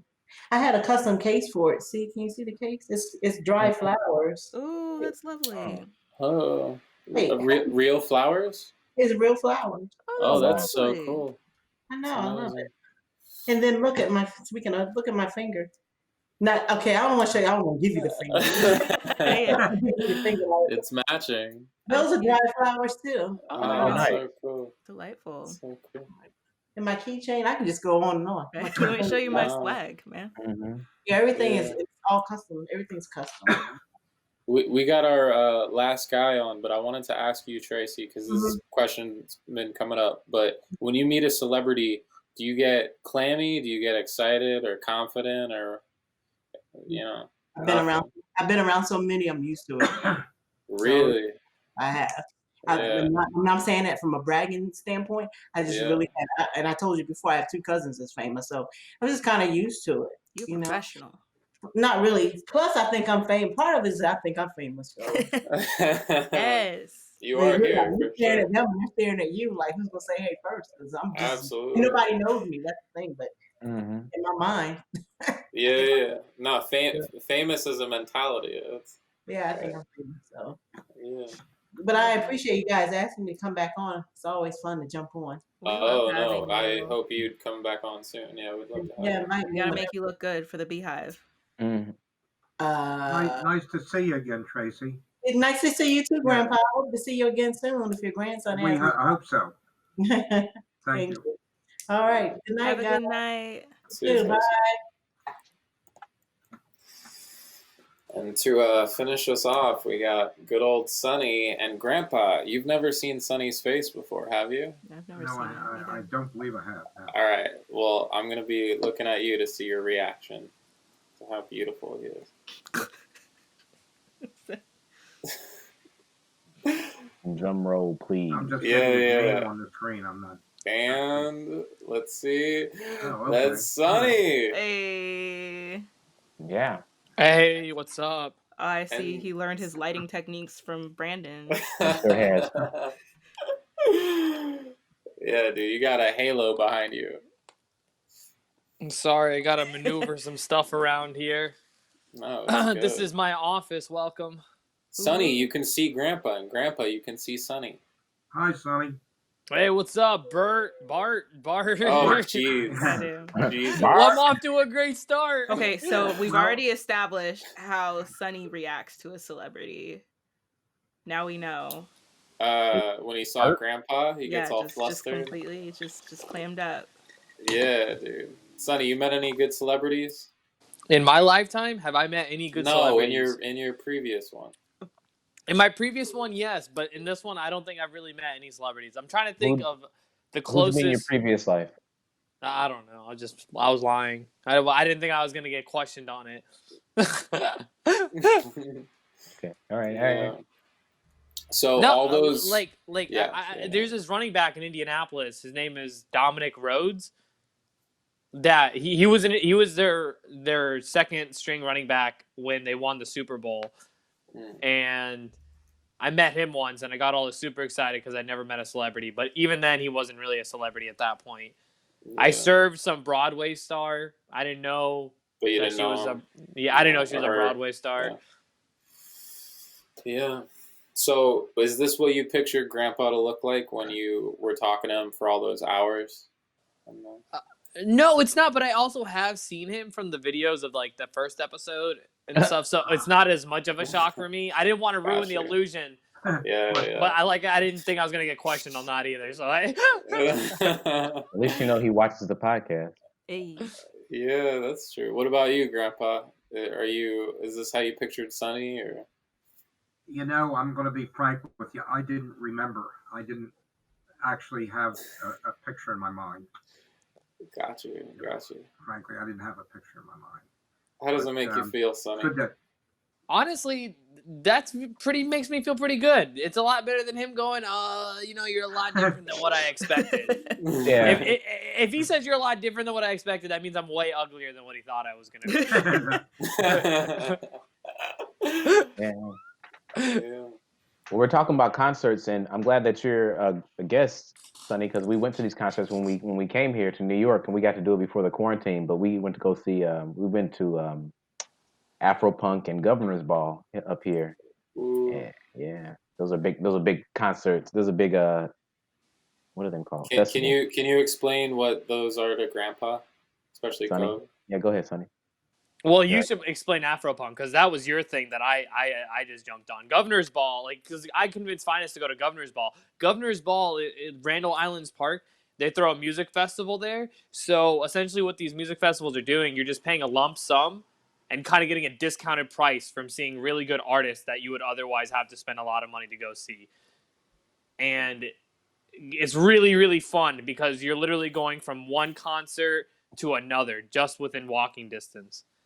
And so it's totally worth it. The experience is really cool. And since Phines and I live in Astoria, we were just able to walk over the bridge. It was easier to walk over the bridge than take public transportation. Nice. Yeah. It was, and we got to see Paramore. They brought up Paramore earlier, but that was at Bonnaroo. Yeah. Oh shoot. Been too many concerts. Oh man, I'm 2-time Bonnaroo guy. Phines has gone to Bonnaroo once. So glad I did it before the pandemic. It was. They might go under. I just read that all the music festivals might go under. Like a lot of I mean, because they have they're still supplying staff and outputting all this money, and they're not making anything. So yeah, that's awful. It's really bad. Grandpa, did they have music festivals back in the olden days? Yeah, I think so. Yeah, I think. Well, they Philadelphia always has entertainment in the park during the summer months, and I know New York does in Central Park. Yeah, but this is not the same as like a day in the park kind of like public free music performance. It's like they sort of turn it almost into like they take a plot of land and they turn it into like a carnival experience. Woodstock. You're talking about like Wood? Yeah. Woodstock. Oh, duh. Yeah. Well, that was a long time ago. I thought you were being sarcastic. Because I thought he was too. I was like, I thought he was. I know. I thought he was throwing like a softball to his grandpa. Like, yeah, that's right. Here's something you can talk about. So what was the Afro-punk thing? Oh, Afropunk is dope. It's basically the same thing. It's just like Bonnaroo or any type of music festival, but it started off in Brooklyn where they had like a bunch of like basically just I guess black artists and Afro artists that want to be highlighted and shown for like local Brooklyn artists, and then it got bigger, and now it's just a bunch of just cool Afro-centric artists, and it's more than just like hip hop. It's soul, it's rock, it's metal, it's everything. It's very nice, and you can see beautiful afros and beautiful styles, and everyone's dressed nice. It's grand. That's going on my bucket list. Oh man, Sierra, you gotta go. I'm having it on my board. Who was the biggest name that they had last time? Afropunk? Oh my God. Yeah. Jill Scott was the big one, the big name. But the year before that was even bigger. They had like Erykah Badu, Janelle Monáe, all these like stuff. But this year they had like Kayla 47, which is still good. Gold Link, No Name. Gary Clark Jr. Gary Clark Jr. was there. Yeah, it was. And Gary Clark Jr. Just so you know, Eric Clapton. He toured with Eric Clapton, opened for him. Eric Clapton's like, this is like one of the next best guitarists of our generation, and he's really cool. He's a real smooth guy. Vince Staple was there. Oh yeah, Vince Staples. Yeah, it was great. It was great. No, wait, no, you're thinking of Governor's Ball again. Ball again. Yeah, there you go. I keep mixing these concerts up. Yeah. That's in Brooklyn? It's in Brooklyn. Brandon, next time they have it, come with me. It's here. 2032. Yeah, Sierra, come up here. We'll go to Afropunk. Yeah, that's about the next time I'm gonna go out in public is 2032. I swear. I'm really grieving. I guess like public arts, like performative arts. Like it's rough. It's really rough. Like that was my whole life was like theater and all that kind of like having large groups of people. I really miss it. Yeah. hurdles make for innovation. We'll figure something out. Give us some time. I did a Zoom play. It's actually really amazing.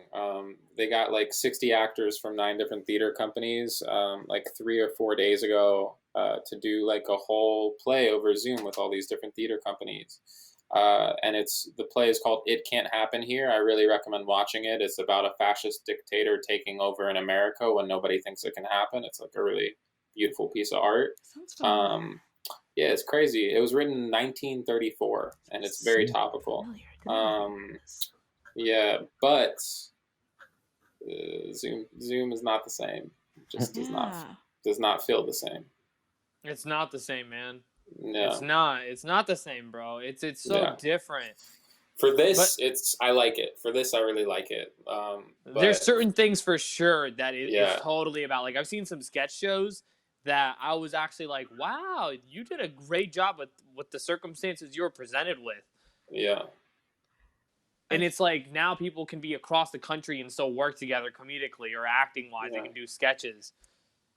Do you know of improv comedy, Grandpa? Well, I watch on Netflix. I watch some of the comedians. Yeah. Mm-hmm. Yeah. But a show like Hamilton. Now, what do they do with all the actors and the whole experience? What will they come back on once they have a vaccination or whatever for COVID? Probably. Will that shows start up again? Everything that doesn't go bankrupt, which a lot of stuff is, but because who was that was on here? Was that Mackenzie or somebody who was talking about how they had a production company or they had a theater company and they didn't know when they were going to open up back up again because all that stuff is so intimate and physical. Yeah. I miss that. I do. Oh my god, man, I do miss that. What is Zoom improv like? I literally have never done it once, like maybe one time, but. He gone. Yeah, I can hear him from the next room. Oh, sorry, I don't know what keeps happening to my phone, but like it's really fun. It's really fun for what it is. It's really fun for what it is. It's the closest thing to getting to that spot, when you were on stage with 5 other people you didn't really know and performing. What if you had a bunch of VR headsets? Could you make a lobby? Could you get a bunch of those cheap VR setups where you just snap your phone into the visor and just open a lobby? You ever play The Sims? No. I gotta send you this link. They're doing a full-length play this week over The Sims. Stop it. That's hilarious. Sims. Yeah, I think that's really cool, actually. That sounds so interesting. Yeah. What is The Sims? I have no idea what you're talking about. I love this. This is what this podcast is for. So, Sims is basically like a game in which all you do is live a normal, boring life. So, it's a computer game where you log on and you have a little avatar, and there's all these meters like hunger, happiness, etc., etc. And you just go to work and you find a spouse and you feed, you go to the toilet, you have to sleep. You pretty much live the life you've always wanted to. Yeah. It's you'd think this is the most boring game ever. Why would anybody play it? It's multi-million-dollar company, so super successful. They're on Sims 27. Yeah. Sims what is it? The last one I played was Sims 4, and it made me realize how depressing life is, because I was it's so accurate. I'm oh, I want to get this done, and so I tell my Sims oh, I want you to make a painting right now, and he's no, I'm sleepy, and then I'm oh, fuck this, and then I close my computer, and then I go to my paintbrush in real life, and then I'm nah, I'm kind of sleepy, and then I go to sleep, and I'm fuck, Damn. Yo, let's all pitch in and buy Bart a copy of The Sims. We then he won't come to the show anymore. He'll we're not pitting him on. We're not pitting him on that type of thing. Sims and make a podcast in the game. I'm not that type of friend. I'm not that type of friend, Grandpa. I'm not going to get you into gateway activities like that. What was there was a one of these programs where kids got in and danced and whatever, and the U.S. government Fortnite tried to shut it down because TikTok. What's it called? TikTok. Yeah. Is that still active or what's happening? Oh yes. They're thinking that I think Microsoft is trying to buy the rights to operate the app in the US, so it's not like completely a Chinese owned industry type of deal. And the last thing I heard was that our fearless president was going to try to figure out how he, or quote the government, could get a cut of the deal somehow. I don't know. Somehow I don't know. So that's what's going on. But it's operating Sims now. sounds interesting. I don't fully understand the concept of it, but it does sound interesting. Yeah. I guess man, I would love Sims. Sims means, I think, simulation. You're just running You're just running a simulation of a life. Seems like of your choosing. Your God. I see. Your God. And you have this kind of program stay with you during your normal hours of life, or yeah, you'll start living that life. You'll start dealing with your Sims more than you did with your own life. So you'll go, should I watch my Sims ass or my own ass? And you go, way easier to watch the Sims ass. And you'll do that. There are games like that though, Grandpa, where you turn your computer off and then the world keeps going, like Animal Crossing or something, like Neopets. Yeah. Oh God, I love Neopets. I miss Neopets. I used to play that so much as a child. I log in once every 2 or 3 years, and I see all my Neopets are starving, and then I feed them, and then like let them starve again for another couple years. It still works. Yeah, no, Neo. Yeah, I think Club Penguin went away. I'm putting that in my URL right now, dude. You know what's funny, Grandpa, is I feel like knowing you as a person, you would love, like, if you were a millennial, you would fucking love The Sims. Like, I feel like you'd play, because you're fascinated with that kind of stuff. Yeah, you would like that. Well, what I'm into right now is recording, and I just ordered a really good video camera, and I'm going to try to get into more video. Yeah. Bow, chicka, wah, wah. No. No. It's clearly a market for older people. A lot of all these actors have been on our show have been getting helly work. Yeah, so, Grandpa, you got a good chance. It's less saturated for sure. Yeah, neopets.com. Okay, cool. Sonny's like, I'm busy right now. I'm in this. Yeah, and people want to watch content of people with all ages, no matter, people are into what they're into. So yeah. What are you guys talking about? Porn? No. Oh my God. Sonny, what the fuck? What? You're on the line with my grandfather right now. We're skirting around it. You went Bowsicle wow wow.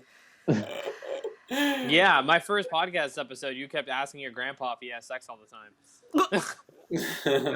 I knew that. I was kind of embarrassed, and I thought it'd be best not to discuss my personal life. At least not I agree. That part of it. Yeah. We're cutting this segment out of the episode. It's all right. I'm gonna swing it all the way back to entertainment, and I'm gonna tell you. I read a really interesting letter today. Have you guys ever seen that Netflix show Glow? Yeah. Oh, it got canceled, right? Yeah, it's like the Glamorous Ladies of Wrestling or something like that, and it was about it was about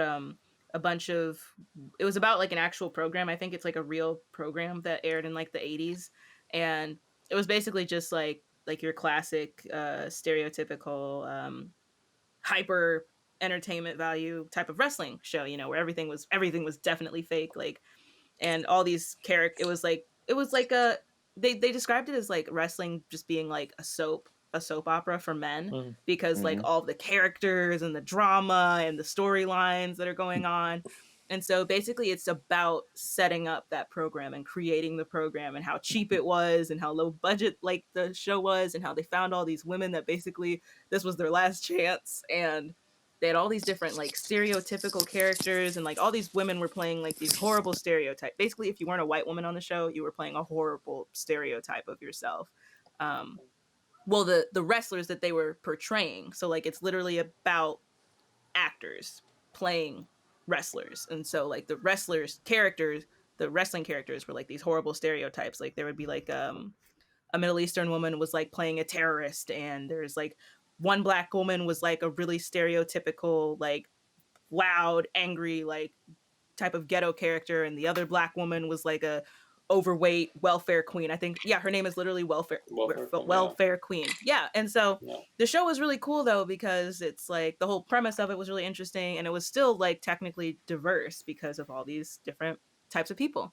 And then in between the last season 3 and season 4 that was supposed to come out like this year, all of the women of color that were in the main cast wrote a letter to their producers and were basically saying, you promote the show saying how diverse it is and how diverse the cast is, but at the end of the day, you have these women of color portraying these horrible stereotypes, and when you get to actually going through the plot and everything, it doesn't end up they're not resolving the stereotypical plots. They just kind of acknowledge that these women know that they're playing stereotypes, but they aren't those stereotypes, but there's no really resolution. And there's like what's the word? There's like data and studies on how actually portraying offensive things can promote that offensive behavior or those offensive beliefs. And like with Archie Bunker, they did a study on the show, and like they showed Archie as like this racist and like sexist and all these different things, and they thought that by just adding comedy to the show or comedy to the character, that would kind of make audience members see that, or viewers see that, okay, well, it's not good that he's doing it, but it doesn't. Adding the comedy and the levity to it just kind of reinforces that it's cool and it's nice and it's fun to act that way. And I saw like a similar study when they were talking about like crime shows, when they're depicting incidences of like sexual assault or harm and like things like that towards like women and different people. When you get a different reaction from viewers when you just show that act versus showing that act and then showing the perpetrators actually face punishment. Like there's a different reaction that viewers experience versus accepting the behavior or rejecting the behavior. So academics aside, the letter was really interesting, and they were explaining to the producers, like, we're not trying to get the show canceled. We're not trying to like put ourselves out of a job. We're saying like, we love the show. We love our castmates. We just want to see more work done. And the producers like seemed to respond to that really well. They were interested in implementing a lot of the requests in the letter, which was adding more diversity to the actual writing team, because it seemed like in season 3, it was an all white writer's room writing these stories about all these different women. And they were like really interested in implementing these things. But the problem was the show got canceled. And the big problem with the show getting canceled wasn't like popularity or anything. Like the 4th season, I think, was supposed to be the last one. But the problem is just with COVID, it's not like, a law drama where you can stand in a courtroom 20 feet away from everybody. It's wrestling. So everything is very intimate. And even though the wrestling is fake, it's skin to skin. There's a lot of contact. There's a lot of intricate choreography and things that have to go on. So it's not practical to try to shoot that anytime soon. So that's the main reason why the show got canceled. They were actually planning on implementing that stuff. So I haven't seen the last season yet, but I really want to. And that's my tale. I was thinking about as soon as you started this conversation, I was thinking about the Archie Bunker show, and is that MASH? I guess depending on your circumstances and I'm so sorry, your sensitivity, sensitive to different types of action like that. Your sensitivity in terms of who you are, and how it affects you, depending on the person. But yeah, it's really interesting. I think it's really interesting, like trying to read about like the way that media affects people. I didn't see Archie Bunker as like promoting bigotry, which is what he portrayed. I thought he was making a joke of it in a sense. That's what that's what the writers said that they were going for. That was their hope, that people would see it and like the comedy of the show would point out, okay, well, this guy's like a loser, this guy's like a buffoon and stuff like that. But that wasn't always the case. And I think I'm trying to remember, because this was like a couple years ago when I was in college, but when I was learning about this, but I think the problem was that for people that I think it was like reinforcing the kind of the racism and the sexism, mostly with racists and sexists. Like it wasn't showing those people like, oh, this isn't something that I should really like embody. It was like kind of empowering them to like continue with that. They're like, oh, this is funny. I'm not doing anything bad. I'm just like an Archie Bunky normalizes it. Yeah, right? normalizing it. Exactly. Yeah. Two things. One, I find it super interesting how I've never heard of that study, but that's super crazy because I feel like in the stand up world, there's like two camps. Like stand up comics are like, "Fuck you! How dare you censor me?" etc., right?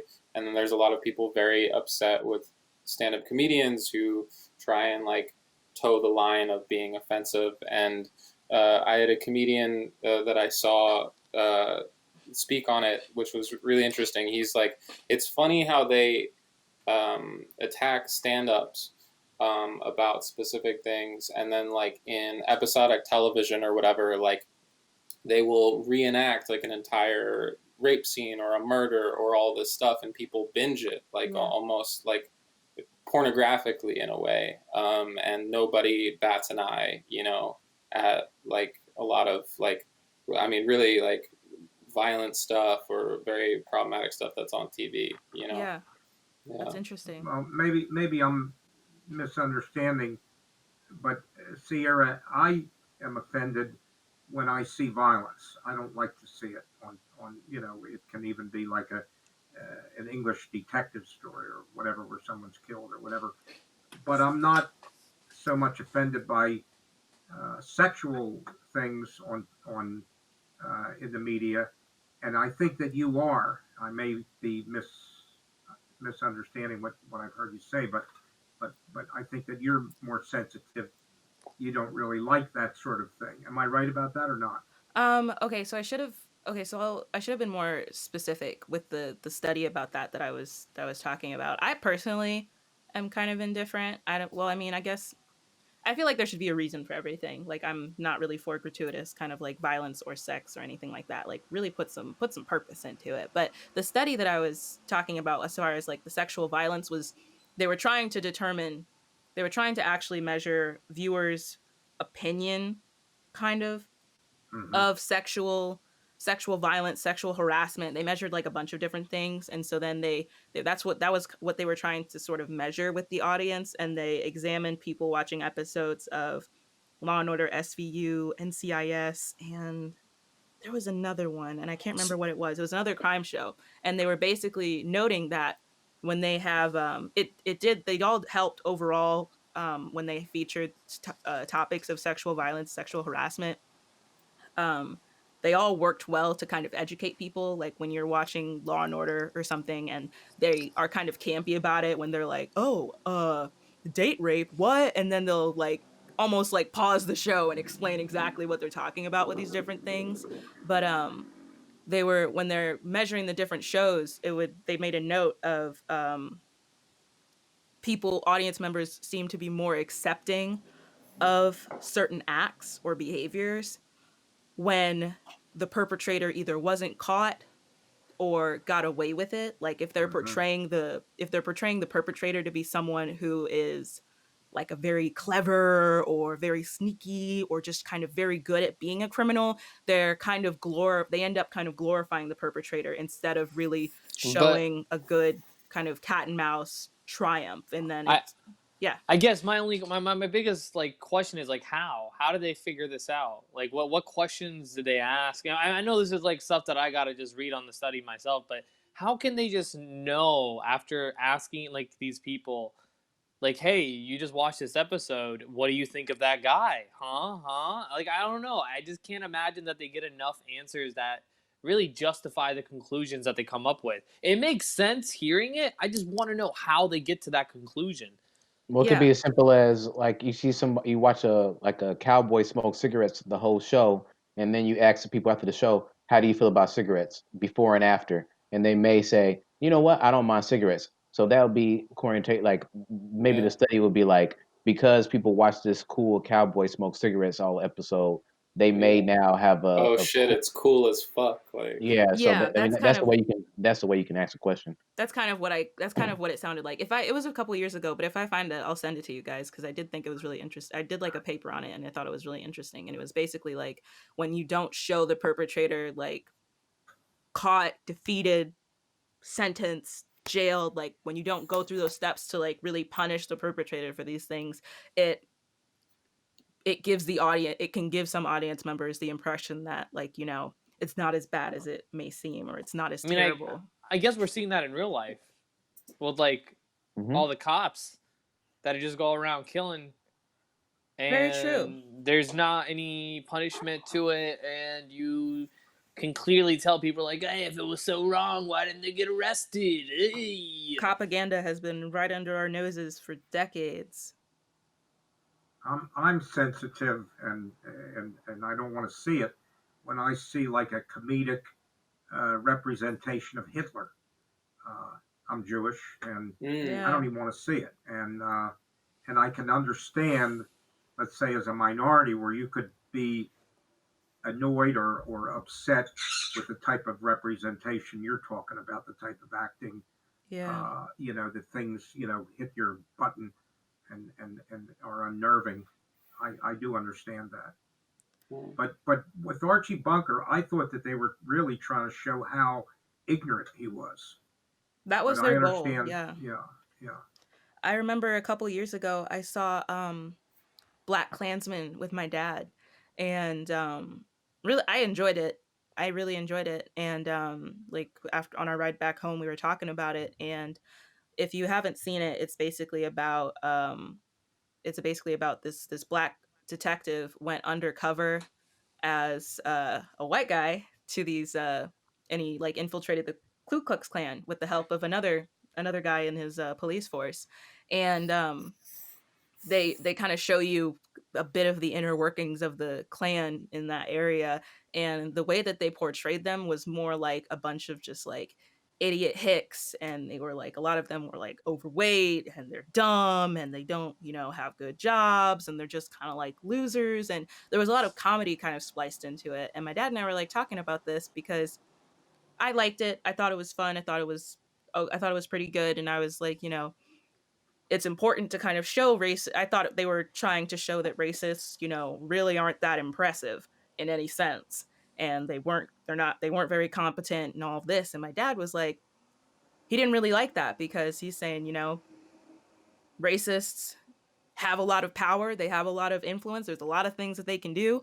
Some of them are incredibly smart and intelligent, and those are the most dangerous ones, and they didn't really showcase that in the movie. And so I thought that was kind of interesting. We had two different takes on it, and I kind of agree now. Like I feel like I definitely see where he's coming from now versus a couple years ago. It's sad to see what a lot of the population of the United States is right now. Mm-hmm. Yeah, it is sad. I ain't surprised. America racist as hell. That's the way it's been. Yeah, I'm not I'm not too surprised. Though I will say about comedians and art, I think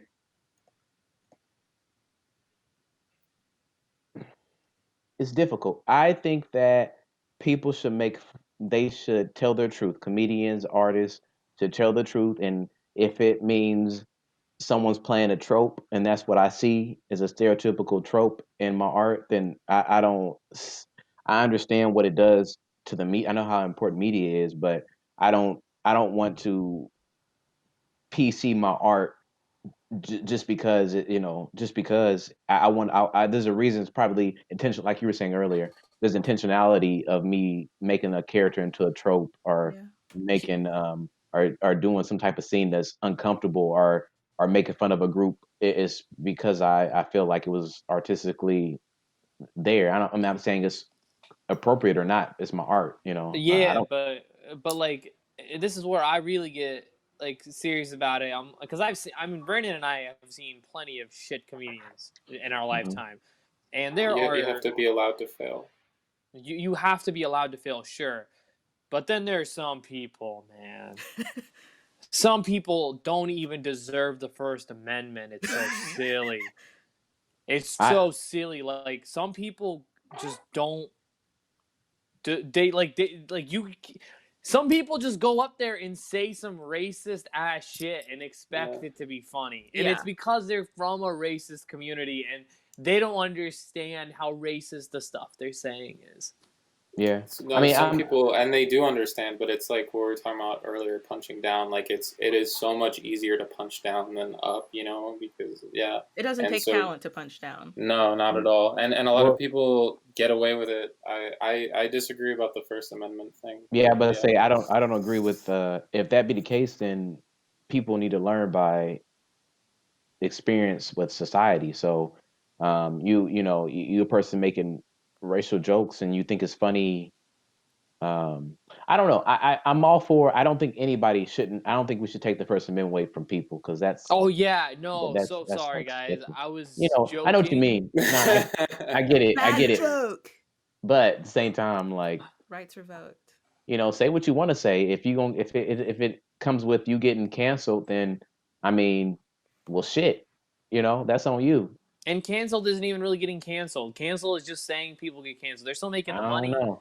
It's not like they're not making the money. I don't know. What if you was you right now? You ain't famous, Sonny, yet, and you get canceled. You fucked, man. How am I getting canceled though? Yeah, I don't think you can really get canceled without getting famous. If you get canceled, people are looking up your name because you got canceled. If you're like, I'm saying like, there's a difference between George Costanza getting canceled, who's going to be okay, compared to like some up and coming YouTube star. I'll give you an example. Kramer. I'll give you a perfect example. The SNL guy. Are they two people? Wait, is George Costanza Kramer? You're talking about Michael Richards? No, I just said somebody's name. I just said someone's famous name. I don't know who. I mean, everybody's got dirt. So. Think about the guy that just auditioned for SNL, got on the SNL, and then got kicked off of SNL before he ever did an episode because of some podcast. Sean, Exactly. That guy wasn't a celebrity, but guess what? Way more people know him now because he got canceled. You can't have canceled and fame without one another. I don't agree.